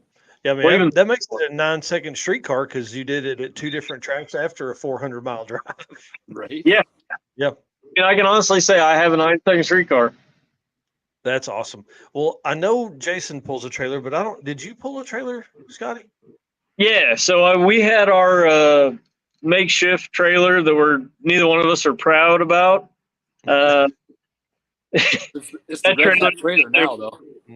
That trailer through hell. And the best part about the trailer was I had a gigantic red hat on it. Oh, that's right. I remember the trailer now. Yep. Huge red hat. Huge. Yeah. That was a good time. And you guys pitted with Tab and Brett most of the time. I think that's why I was getting those mixed up. So yeah. I did the trailer, man. The trailer looked cool. Yeah, the high top Hilton. Sorry, Travis. That Brett and Tab had, everybody knew where that was. Yeah. They had taken basically a short bed, square body bed, and actually put a trailer frame or a trailer axle underneath it, and then had a huge rooftop tent, like a 4-person rooftop tent on the top of it. It's really cool looking. Really cool. Yeah. So Brett built that trailer, man. If you guys get a chance to check that thing out, it's really cool. He took the short bed box and redid the axle on it, so it has trailer brakes. It's a larger axle, everything. Like, that trailer was legit. And then it also had the hotel on the top. Yeah, it was really cool. And him and I were messaging back and forth the other day because the spelling of his name at one point was a little different than the others. But we were going back and forth on how the trailer set up, because man, I think that's what I want to do with the old truck is maybe find a bed that fits that truck and then use that bed that's on it now and build something like that. Haul a golf cart and some merch and a rooftop tent, Right. Yeah, so it'd be kind of cool. Well, what's the next plan for you, Scotty? Are you gonna keep turning the car up? You building a new motor? What's the Rickety Rocket gonna be out soon? What we got? So the current plan for the black car, I'm going to the 301 streetcar shootout Saturday, and then we're just gonna see what's gonna happen. I don't know. I've kind of played with the tune a little bit, trying to go 970 or so. Nice. The motor for the black car is actually built. It's sitting on the shop floor. I'll swap it out sometime over the winter. Then the Rocket, which I get a lot of comments about. The motor's built, trans is built, rear end's built. I just need to get the cage done. I think I'm going to take it to Vasco Speed out here, Lee Summit, Missouri, not too far from me. I'm going to let Brad do up the cage, and then it should be out the 24 season. Nice. That'll be exciting. I'm ready to see that car back out, and just go directly into the nines. Like that car will be going slow in the nines. Yeah, I'm really shooting for like 880 in that car. Yep. So that'll be cool. If you fight to get to nines, put the stuff over in the black car, go nines. Okay, now it's time to really get after the Rickety Rocket. Yeah, so black car, I really want it to be like a 950, 970, run a lot of the 650 index stuff. Mm-hmm. But then the Rocket, I want 8 anything in the quarter, 5 anything in the 8. Nice. Well, let's ask some of these questions real quick because these are always good for somebody else other than me to answer. What are some of y'all's favorite cars that were at race week?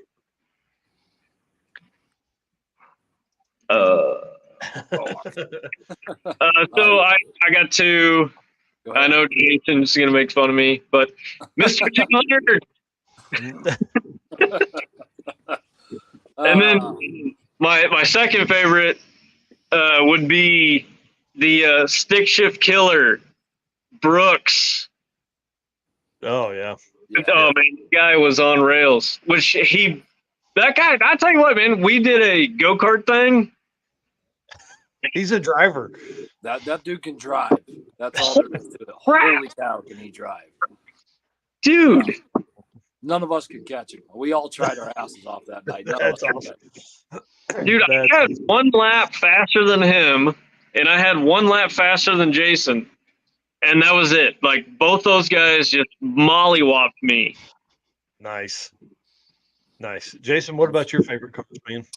So my favorite clean car of the week, I think, was the Jack-Wagon Nova. Man, that car is just gorgeous.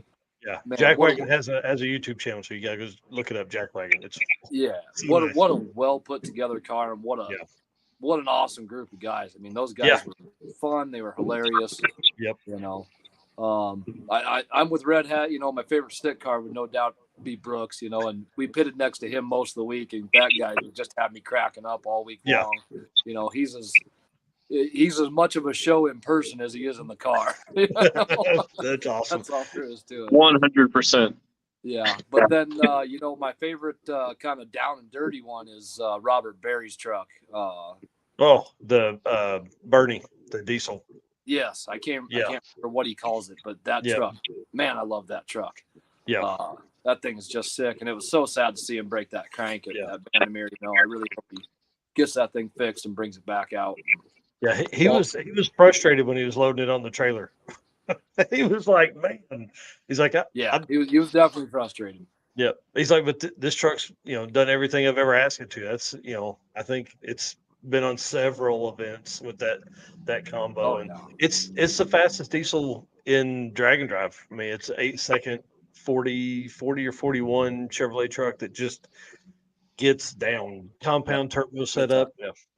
I saw that at Byron here for Drag Week a couple years ago. Yeah, it's nuts, man. It had all kinds of wires all over the place on the inside when I looked in, though. I was like, holy cow. Yeah. You I know, think they've got some of that cleaned up now, but I was talking to him afterwards. I didn't realize that was a stock crank still in that thing. wow. And you know, we were talking a little bit, and you know, Robert goes by Red, and Red says, oh, I don't know, Jason. I think maybe God's trying to tell me something. And I said, yeah, he's trying to tell you to buy a better crank, Red.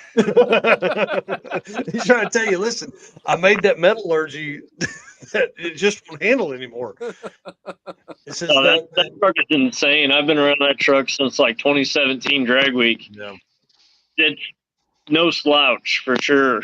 No. Yeah, I mean it's a consistent 8-second truck and just looks the part. I mean, it's so cool with that whole compound set up in front of the windshield that's stacked up there on top of each other. Really, really a cool deal. Yeah, there were a lot of really neat cars, and like I said earlier, there were like 100 people that were new at Drag Week, and I think hold on, let me get my notes here for Race Week.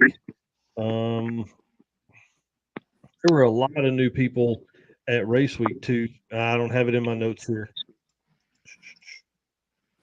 90 looks like around 90 new racers for Race Week. Wow. So yeah, it's pretty awesome, man. The community just keeps growing, and you know, I said it earlier tonight, but I say it all the time too. You know, Race Week is really probably one of my favorites, and it's mainly because I know that when I raced in it a couple of years, I've been to that event more than any other event I've been to. But you know, it's a huge family, and so to see 90 new racers, you know, that still means there's 170 racers that were you know from the previous year or from a previous Rocky Mountain event. So that was really cool. Right. Yep. It also means there were 90 new freaking cool cars, man. Oh yeah, dude. Lots of new stuff. I see Rich Guido here. 27 stick cars. Insane. He's leading the charge on stick shift for sure. That's pretty amazing. Cars. Yeah. Oh, jeez. Yeah. Yeah, it's Nico's gonna be got his work cut out for him when he comes back. Yeah. Let me see if I've got a breakdown of stick shift cars here. You guys will have to give me talk amongst yourselves. That might end up having to be a new list on the page. Yeah, we need to have a top 25 for sure. I think that'd be pretty cool. Right. So a couple of the other questions I had for Mike, I can ask you guys too. What was it like being at Bandimere, knowing it was the last time that Race Week was going to be there?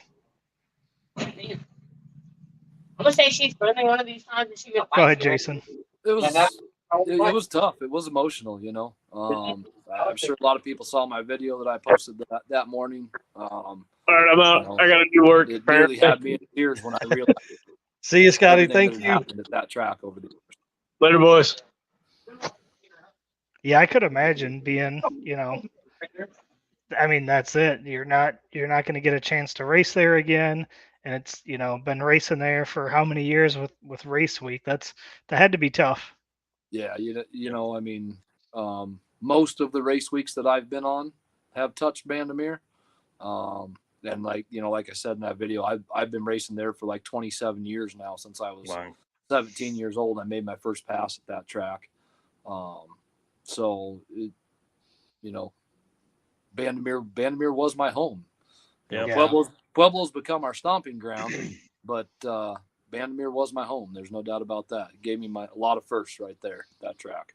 That's awesome. Well, looking back at the stick shift stuff, so we've had 2,100 total racers this year, and just in what I would consider like this is literally just a class of what is I know is a stick shift. There's other stick shift cars, but 146 racers.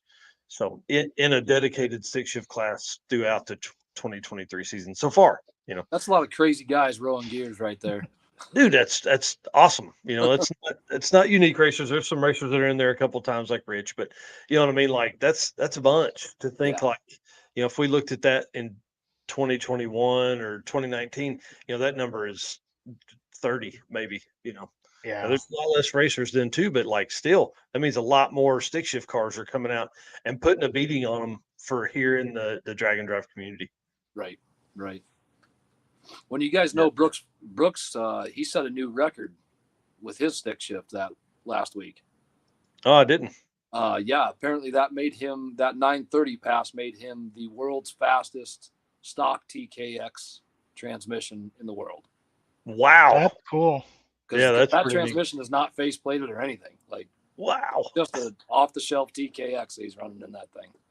That's crazy. That's really cool. Well, I know he'll definitely smoke that next time. 930s is. He ain't stopping. Yeah. Yeah. That's a great starting point for sure. So we got NHRA, time for NA stick and power header stick. Yep. That's I would really say that's probably not a bad idea. Looking from a promoter standpoint, because you really get I hate to say like a guy like Rich Guido, but like, I mean, that car makes 1,500 horsepower, as a like Matt Walter with his stick shift in a third gen, he's never going to compete with that guy. So he's there for fun. Well, if you had like a NA stick class, that could be pretty neat. Absolutely. But it goes back to, you don't want 3 cars in a class, you want, 5, 6, 8, 10, something like that, So I think we're getting there. We're getting there. It's going to be interesting to see what happens in 2024. I know I was talking earlier, some rumblings of event numbers. I think we're going to see in the, be 40s for event numbers, which is a lot, but there's plenty of space in the country for all these events. So, right. Yeah.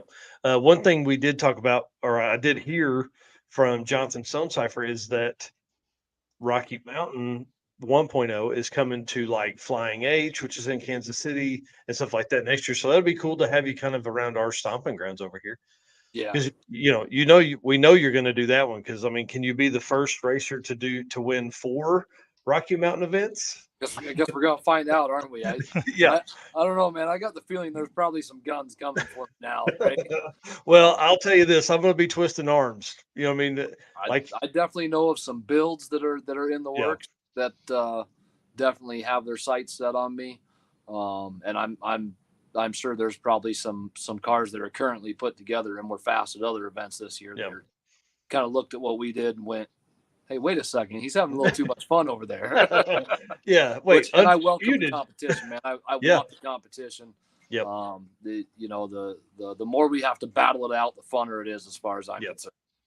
Yeah, and you and I've had that conversation on this show before about bring it on. Like, I want to race the best at their best. Yep. And so the cool thing about coming to this part of the country, Tom McGilton and them are from Southwest Missouri, so that'll be cool. I think he'll probably have that car back out, which runs low 7s, which is where your car is, and in this kind of altitude, you're not 5,800 feet. You ran 702 at 200, almost 201 miles an hour at Bandamere. What's that car at? What's that car run at Flying H? That's 1,200 feet. So I'll tell you a little secret there. We haven't even made a bar change on this car yet. We have spent no time really tuning the chassis. So there's a lot left in this car, and we're looking to keep going with it. That's all there is to it. Yeah. Expect this thing to be a mid to low 6s car in the future. That's awesome. Nice. Yeah. I see your eyes, Scotty. Yeah. That'd be so awesome to see Mr. 200 go that fast at my new local track. Yes. Yeah. You're not going to live it down, Jason. You're Mr. 200 from here on out. Yeah. We need hoodies made that say that. I'm friends with Mr. 200. Oh my gosh. Yeah. Well, I'll tell you this much. I think you're the only person in 2023 to do that at a Rocky Mountain event, and you've got to be one of just a handful of folks to do that ever. Larry Larson probably did. Tom McGilton, I think, has probably been 200 with running the times he has. We're real close. And then somebody said Cletus was going 206 or 8 the 1 year, the 1 year that he was ahead of you. So yep. Four events ago. So, I mean, what's that? One of 4 or 5, maybe something like that. It's been 200. So, maybe he'll come back one of these days and want another shot at the title. Yeah. I had heard that that was his plan, and then he showed up in Arkansas on an airplane. So, like they were down doing some, I don't know, some racing with the airplanes or whatever. So he just got scared. I get it. It's fine. Dude, that guy bounces around so many different things. I don't even think he knows where he's at. Yeah. Yeah. I can't imagine the schedule that he keeps, So, Right? Right. But both of his cars just ran mid sixes, didn't it? yeah, I think At I think, FL2K. yeah, I think Mullet ran 640s or something like that. And then Leroy put like 690 or something, but it's still a stick car, isn't it? Like Leroy still a stick car. Yeah.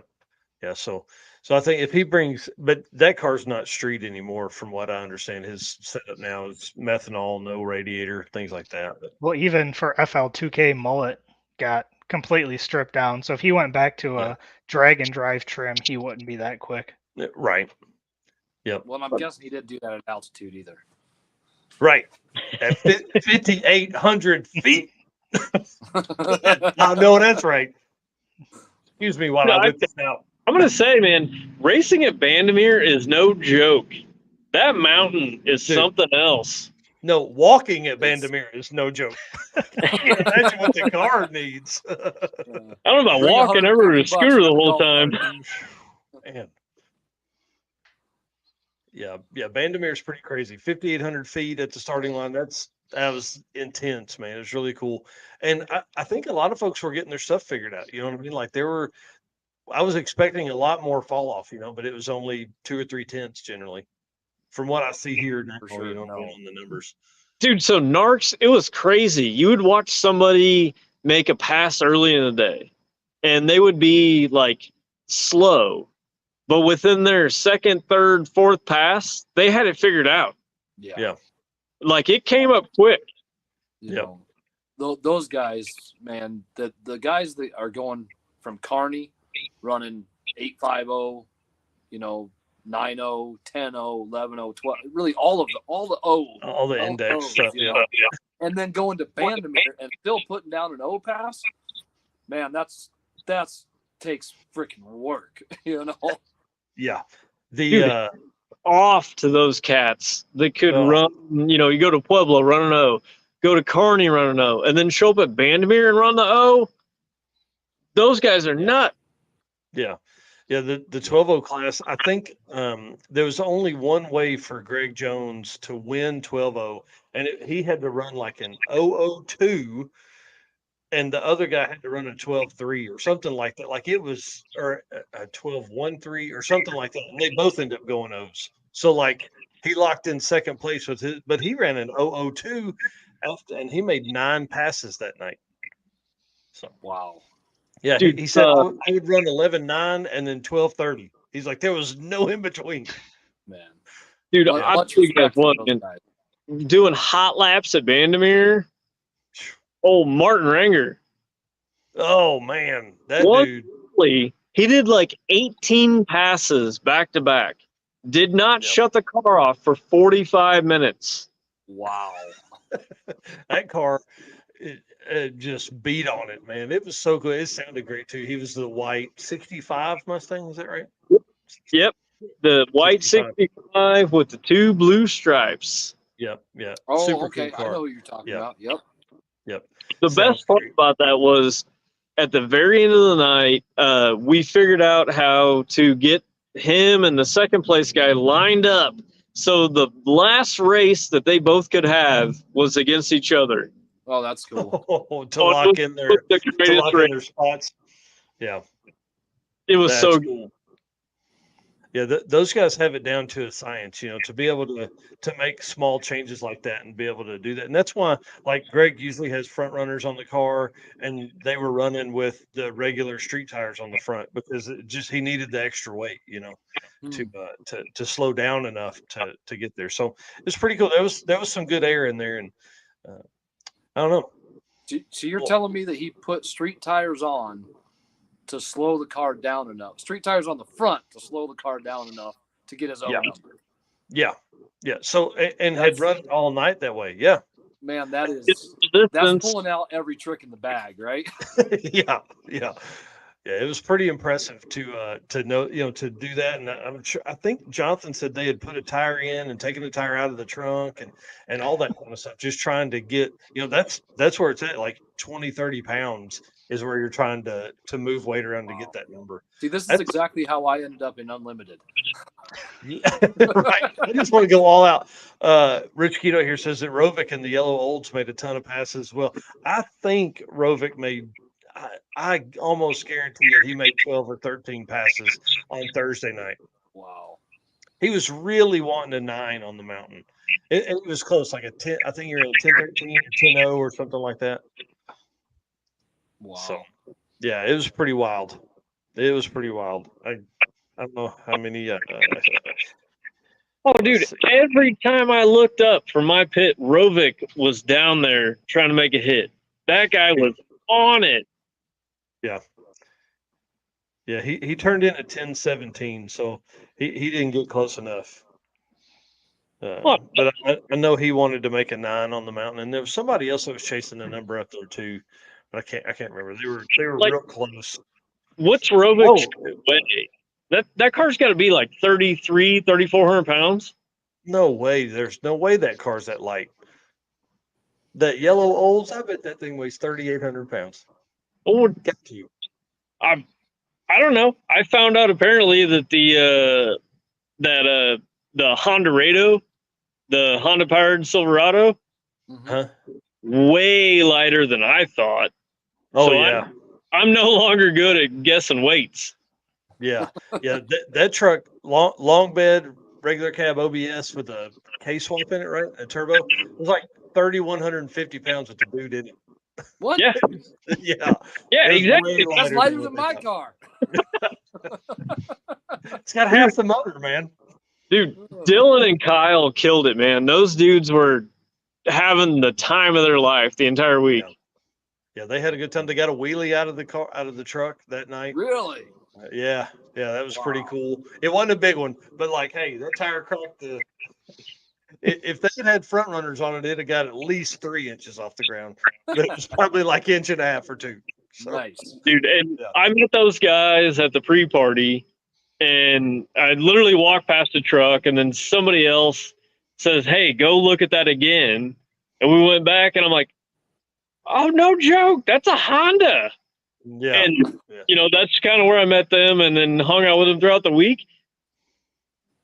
I'm not a Honda fan by any means, but that was like the coolest swap that I've ever seen. Yeah, it was a pretty neat setup. They had it was a small turbo on that deal, but they did a adapter to like a Nissan 350Z Trans. So it really has my mind spinning. We bought that Morris or the Hillman wagon for my daughter. I'm like, man, maybe she needs a stick shift and a turbo K series, making about 400. I don't know. We'll see. Man, they fought the Trans almost all week. Wow. Like, it was kind of the weak point of the setup almost. Well, dude, he was doing wheelies in a long bed Chevrolet truck. With a Honda motor. For the Trans now. We'll have to get with them, but I'm pretty sure they had the Trans out like 4 or 5 times. Oh, wow. What was the motivation behind that swap? Does anyone know? To be different. Just to be different? Yeah. Man, they're different. There's no doubt about that. Dylan, the guy that owns the truck, had a full LS swap to go into it, but then he's like, "Hey, what if we did this?" Huh. Yeah. And then Kyle built him a motor, and they put it together, and they're like, "All right, let's see what happens." That's cool. I have a buddy who I got my Fox body from, who's doing a Turbo K in a C6 Corvette right now. Really? Mm-hmm. Pictures. What's that? That's wild. I said pictures. I want to see it. I do have pictures of it. I've got a video on 815 YouTube of doing a walk around at his shop looking at it. Dude, I want to see that. That would be awesome. An unconventional chassis with an unconventional motor sounds amazing. That's actually how I started my YouTube channel, is because I started helping him with his, and then I was like, this is kind of fun, but I do LS swaps, and you're doing the complete opposite. You took an LS out and put in a K, so then I ended up starting my channel. But yeah, he's still working on it. He's got that same adapter plate. I forget what company makes it, but they make an adapter plate for it to mount to GM transmissions. Yeah. Huh. Yeah. We've thought about that too. It's like I don't know. like total anarchy in the swap world right now. Yeah. There's so much going on. What is happening here? What They happened just to big blocks? They rev so high too. Yeah. Oh yeah, I think he was shifting to like 72 or 7400. Isn't that what you shift at, Jason?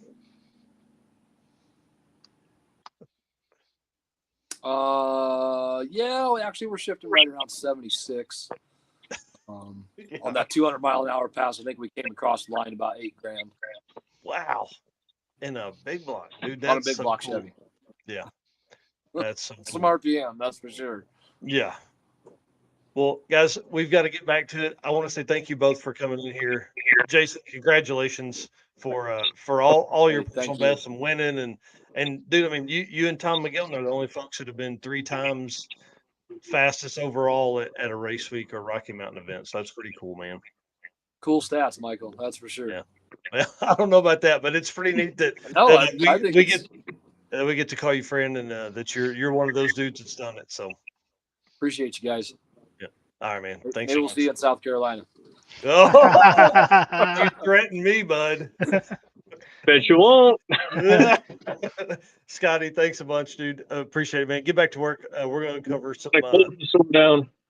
I'll see y'all later. All right. See ya. All right. See ya. Awesome. I'm glad those guys came in, and I've been messaging with Redwood Rally here a little bit. He's trying to get through some security. He's on a trip, so if he can bounce through that, then he's going to jump in for a minute. But we got to get back to our stuff again. Congratulations to Jason. That's so awesome to see all of his success and is well earned. I mean, that guy works very, very hard and really just eats up as much as he can with all that, and it's amazing. So, all right, let's talk back to the streets. Sorry, congratulations to Scotty too, taking a car that has been around for so long and that can just complete the week and end up 4th in the 9.0 class was really cool. But considering it's a 10.0, he should have raced 10.0. But again, he wouldn't have been able to go all out. He could have made those passes, but if you can one and done and run your best, that's the way to do it. That's the bit of tidbit of knowledge I want to give out there. If you can one and done and get your number, get on the road, make those hard passes your last day. Make 8 passes your last day unless you're in the hunt for the win. But before we get into that, I want to say thanks again to all of our race car friends. I see people posting in there and making comments. I want to say thank you very much, guys. If you'll hit the share button for us one more time before we get into this last bit of stuff, we would appreciate that.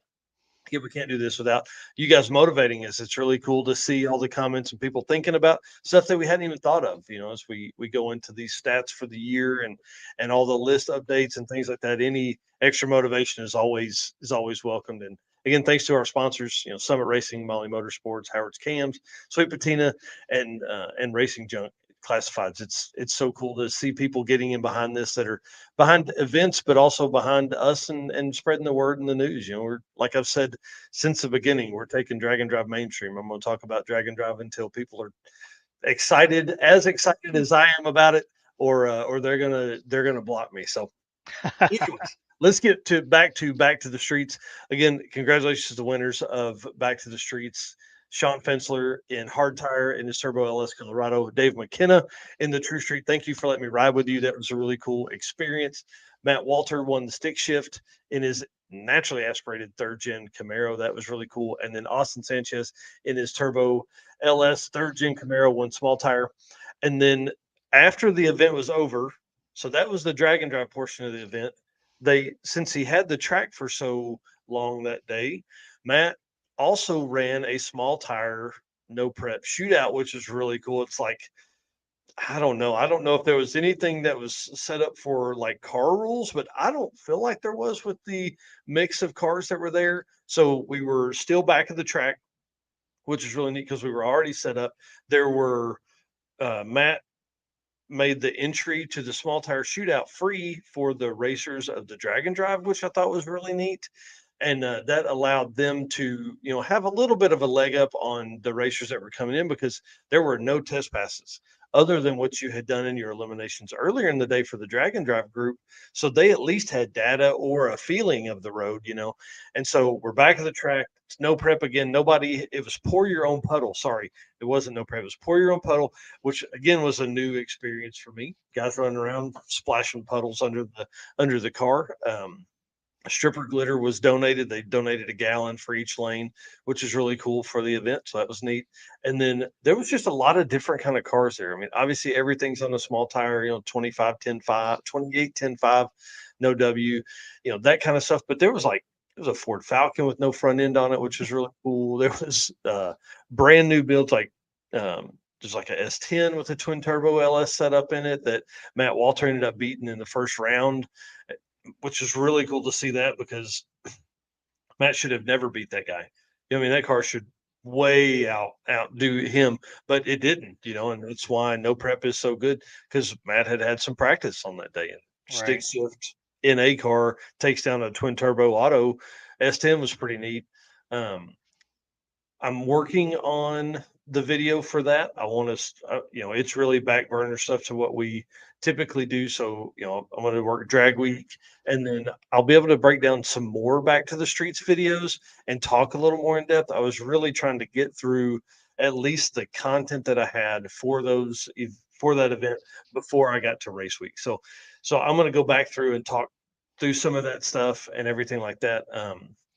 It was really neat. We raced that morning or kind of up until about 1 o'clock with the elimination style stuff for Back to the Streets Drag-N-Drive. And then we did the Back to the Streets shootout there. And Austin Sanchez was out, I think, first round or maybe second round with a huge wheelie. Like, I hope my camera got it because I know at one point I'm zoomed in on the tire and I'm standing kind of by the wall and the entire tire is above the wall. Like, huge wheelie in the close lane to me. So I hope I got that wheelie because it was big. So he buys back in, ends up winning the buyback race, which was really cool to have a Drag-N-Drive racer do that. Alex Chudd went deep into the rounds. I think he went 3 rounds of 5 in a regular cab short bed twin turbo Coyote Ford pickup F-150 brand new that was 4-wheel drive or all-wheel drive, or I don't know how those trucks were configured, but it was pretty cool, man. They actually went. It was fast, and it had hood stacks, which is kind of my favorite, especially for doing twins. It kind of comes straight up. So that was pretty cool. Trying to think of anything else that was really wild. There was some really, really nice cars.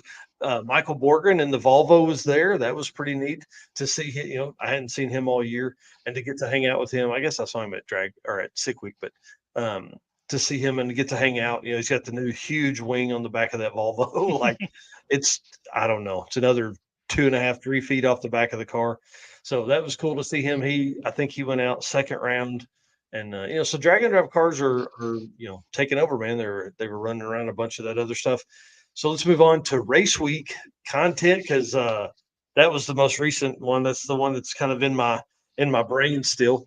So I'm working through. I think I only took about 400 videos on the big camera and 300 or 400 on my phone from race week compared to the 1,500 that I took on drag week because I was there a shorter time because I was Back to the Streets. So I want to say thanks to Matt and June. The hospitality they offer is amazing. They took me in, obviously I was coming in late, didn't have any content leading up except for what we talked about here. So it's really cool to have them just say, come on in, whatever you need, we'll get it. So media throughout the week, it was pretty cool to be able to get into the tracks and show up like that. So I want to say thanks to Adam Dory, the announcer, for the shout outs during the week while I was there. I was kind of helping in the background with some of the stats and things like that and who needed to run what, especially on Thursday to lock in their placements. Race week does it a little different. You lock in your spot on Thursday, but you still have to make the drive on Friday. So there were actually like 20 cars that technically finished their passes, but then couldn't make the drive from Denver to Pueblo. So that's a really interesting way to run it because you still have to, break the beams or show up to the staging lanes. Is how they did it at Pueblo this year because they were getting the track ready. So you had to get there because then they do all the shootouts. So they do like a bracket race. They do, the top 8, the quickest 8. They do the next quickest 8, and then the next quickest 16, and then a bracket for everybody else. So that was pretty cool. I want to say congratulations to Carlos Astor and Nick Robinson for finishing. This is a big deal because they're kind of like David Armentrout and Paul Powell. This is their first Rocky Mountain event to finish since Rocky Mountain Race Week 2020. So, like since June of 2020, they've raced in each event, but haven't finished. So, congratulations to them. That's like 6 events in a row that they were not able to finish. So, congratulations. He's definitely got that car hopefully figured out now. Ends up winning the NA Big Block class, so that was cool. Not only did he finish, but he also won the class. So that was pretty cool with a 9.729 average. Best pass of the week is a 9.453 on day 1. So, and that's Carlos always has a fast car, but he can't always make the valve train work for what he wants. And a couple that I know he changed out at least one rocker arm on Wednesday or Thursday. I'd have to look at when I took the picture. But that's they did that to stay in competition and end up working for him. Azim Sheik and his co-pilot came literally sliding in. It was like 9:52 on Thursday night. I bet they drove up the side road at probably 45 miles an hour, and the first spot they pull into was right by us, or the first open spot they pull in is literally by us. So I grabbed the camera, and I mean, in 4 minutes, maybe 5, maybe they had the car changed over. They were throwing stuff out of the car because they had to make a pass or they were going to be out of competition. Had the transmission out of the car the day before, working to get it there, get it rebuilt, get all this stuff going. I mean, like literally slid into the lanes with 2 minutes left. Makes his pass, doesn't even shut the car off, drives all the way back around and back into the lane so he can get his best pass of that day, which is 1 of 2. You know what I mean? So that was pretty cool. Yeah, it was really cool. Turbo LS Camaro. And you would figure the first pass you're gonna make is gonna be an easy one. Dude, he sat on the 2-step for probably, I don't know, 15 seconds. Bah, bah, bah, bah, bah. I'm like, oh my God. I was like, go, dude, go. What are you doing? You're going to break it right here. But it didn't. It made it, and it ended up making it to the end of the week, too, made it back to Pueblo. So pretty cool to do. And he did it both laps. I got both of them on camera. So that's one of my first videos I plan to edit for my race week content. And then, we see a lot of father-son teams, dad and son driving and racing and all that kind of stuff. But we don't see a lot of father-son competitors. So Brad Thiessen and Blaine Thiessen, we all know Blaine, who has the Turbo LS Nissan truck. Brad has a super nice 70 Nova, but they raced and they were 1 and 2 in their class in Ultimate Radial. That's so cool. That's pretty neat. Yeah, I wish my dad and I had raced, next to each other, or as we were growing up. So that was pretty cool. I'm sure a huge memory for Blaine. But Dad laid the smack down, beat him by more than 0.7 of a second on the average. So congratulations to Brad. Sometimes you got to smack your son around and let him know what's going on. Obviously, we talked to Jason Hurley a little bit ago. The 7029 at 200, almost 201 miles an hour. That's just awesome, man. To know that, and at Bandimere, I'm going to do some more research and see what's the fastest pass. That may be one of the fastest passes at Bandimere ever. So we'll see. I don't know. I'm going to have to do some digging after we get through the world champion stuff. But that is definitely on my list. And we talked about Rovic earlier. Somebody made a comment about him in the olds. This is his 4th national Drag-N-Drive event for the 2023 season. It's pretty crazy. That dude lives in the Yukon and has to go home after each of these. Now I don't know if he went home between drag week and race week, but he's still got to get that car around and get it, store it somewhere and get home and come back and all that. So he had a co-pilot this time. I can't remember her name, but she helped a lot, and I almost bet I know he made at least 12 passes. If Greg made 9, Rovic made 12, maybe 15 passes on Thursday night. So he was really hunting that 9-second pass, just couldn't get the car to cooperate to get there. And then one of the last stories I've got is Stephen and Blake with the Stephen Narks, my brother, and Blake Bowman, his co-pilot, struggled with the MG. They had something break every day. Every day. Wow. They won the drive from Pueblo to Kearney. They broke the trailer hitch. Like 2 hours into the trip, Juggernaut Welding come by, fish plated it, saved them, got them back on the road. The next day, they broke the turbo and just like smoked the bearings in it. It was glowing red hot. So they had to find a turbo to borrow, change all of that. Tyler Maggart, who runs Cruise and Lose, let them borrow a turbo. They got them to Bandamere barely. As they're pulling into Bandamere, the trailer breaks again at a different point on the tongue. So now they have to do that. They could drive 9 miles an hour for like, I think it was 9 miles an hour for 10 miles is as Yeah. fast as they could drive. So pretty crazy there. They ended up getting it repaired at the shop. And then the turbo they had borrowed was way too big, but they had already, like they had to find a V-band to a T4 flange and weld up all this stuff, like weld the exhaust housing or the exhaust pipe to get a new setup on it so it would work with that turbo. So they get all that fabbed. Then Steven ends up finding one on Facebook Marketplace, gets it swapped over, takes the V-band to T4 adapter off, has to cut back the exhaust, re-weld stuff on. It was the craziest time for them. We'll have to have him on to talk about all the stuff they did for that. And then excuse me, but once he got back to it, he got back into the 13. So that was kind of cool. And then Rich Guido here's talking about Rovik saying he is also doing Death Week. So that'd be 5 national Drag-N-Drive events for 2023 for Rovik. NHRA stock here says you've got some competition for craziest Canadian. That's for sure. That is for sure. Rovik's a great dude too. Always is smiling. Always very, very, very, very smart. And you can see him like he's working through stuff. When I'm trying to talk to him, he's working through how he's going to go faster and all that. So That's cool. Yep.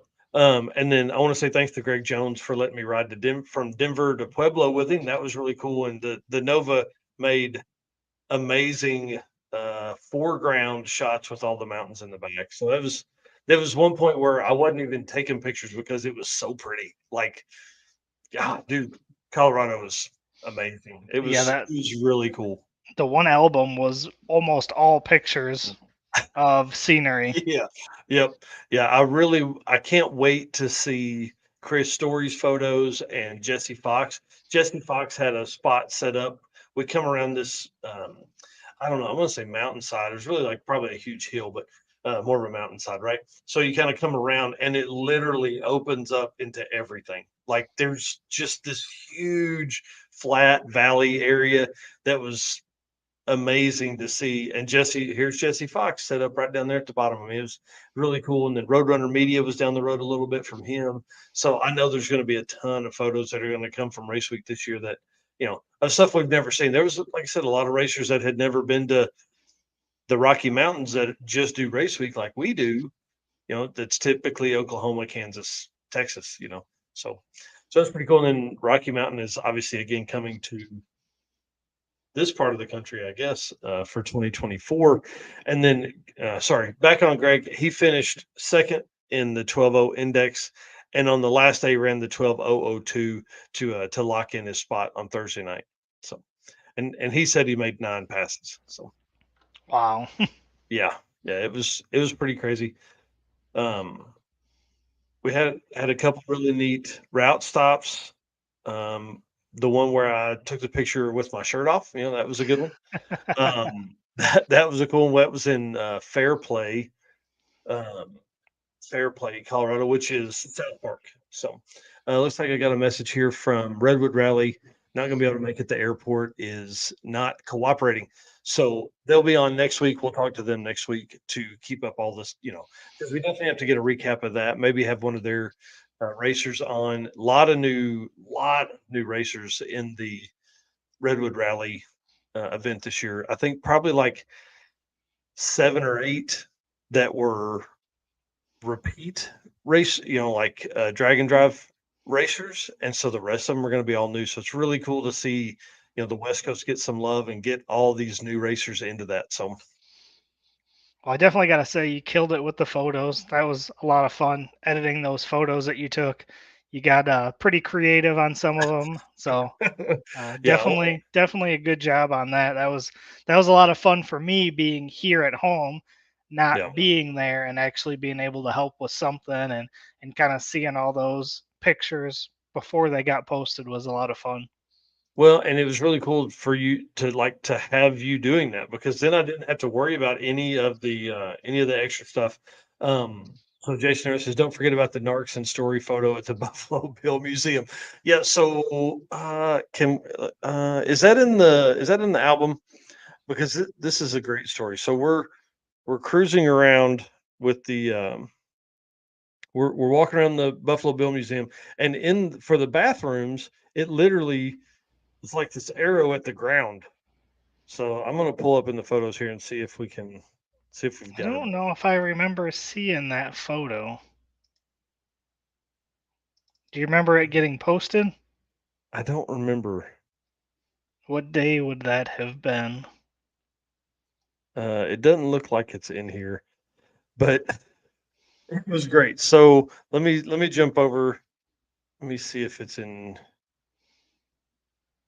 Jason, did you post that in the group chat? Maybe. Trying to see here. Yeah. So essentially, we're standing there, and of course, we're like a bunch of 12-year-olds, and so there's a. It's I know which one you're talking about. Yeah, there's pictures at the ground. Oh, no, no, it's not in here. Dang. Man, I don't I'm remember pretty the name. sure I'm pretty sure Chris posted it though. He may have. Let's see. It's a good one, but essentially we're standing there and it's like we're both Chris Story and I are both urinating in the on the ground, but I'm looking at an inappropriate spot of his body. Crossing streams. Yeah, crossing streams is probably the best way to word that. I don't see it in Chris's photos either. Dang I it. seen it posted somewhere. That's funny.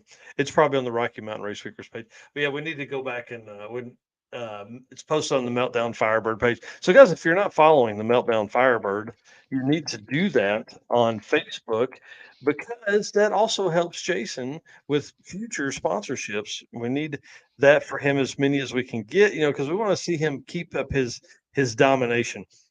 Yeah, here I'll get it. I'll pull it up here. Are you getting it? Okay. Yeah.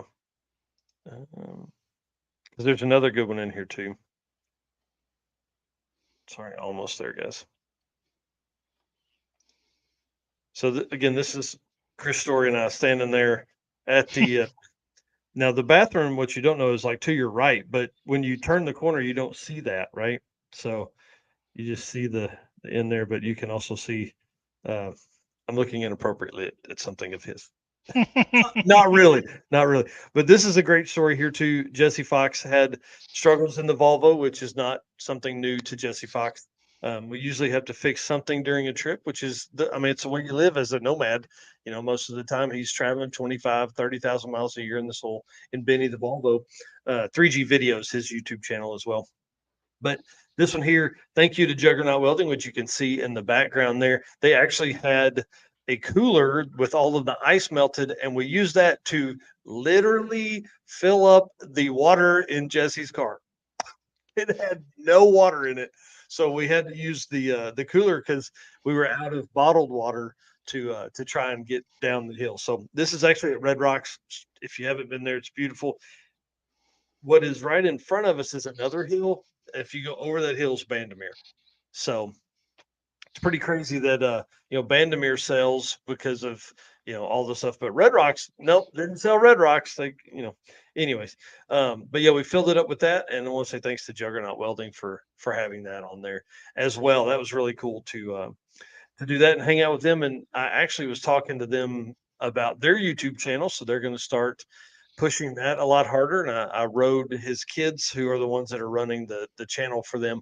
I was pushing them pretty hard to keep posting stuff. So you guys should see a lot more from them. So again, people need to follow the Meltdown Firebird on Facebook, 3G Video on Facebook and YouTube, and then Juggernaut Welding on all social media stuff.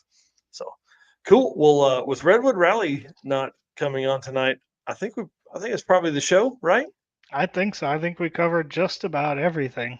Yeah. We'll be live again Saturday morning at 10 a.m. Eastern for the Drag-N-Drive News, which is a 30-minute episode, guys. We're going to run through some stuff pretty fast, some stuff that I didn't get to talk about tonight that definitely want to talk about. Again, World Champion updates. We'll have some stuff. I'll have a list of if there will be any Aussies that will be on the top 10 list. We'll talk about that. And I should have some more stuff from maybe regional updates and 10-second list, 9-second list. We'll have a new top 100 that will drop most likely Friday. I've got to get through the rest of this, and that's a whole nother animal in itself to sort all of those names and all that, and to make sure there's no duplicates in there. So, anyways, we'll get that updated as I can, and as we do that, you can find all that on dragondrive.com. And all of our social media. I mean, like we're everywhere: TikTok, Instagram, Facebook.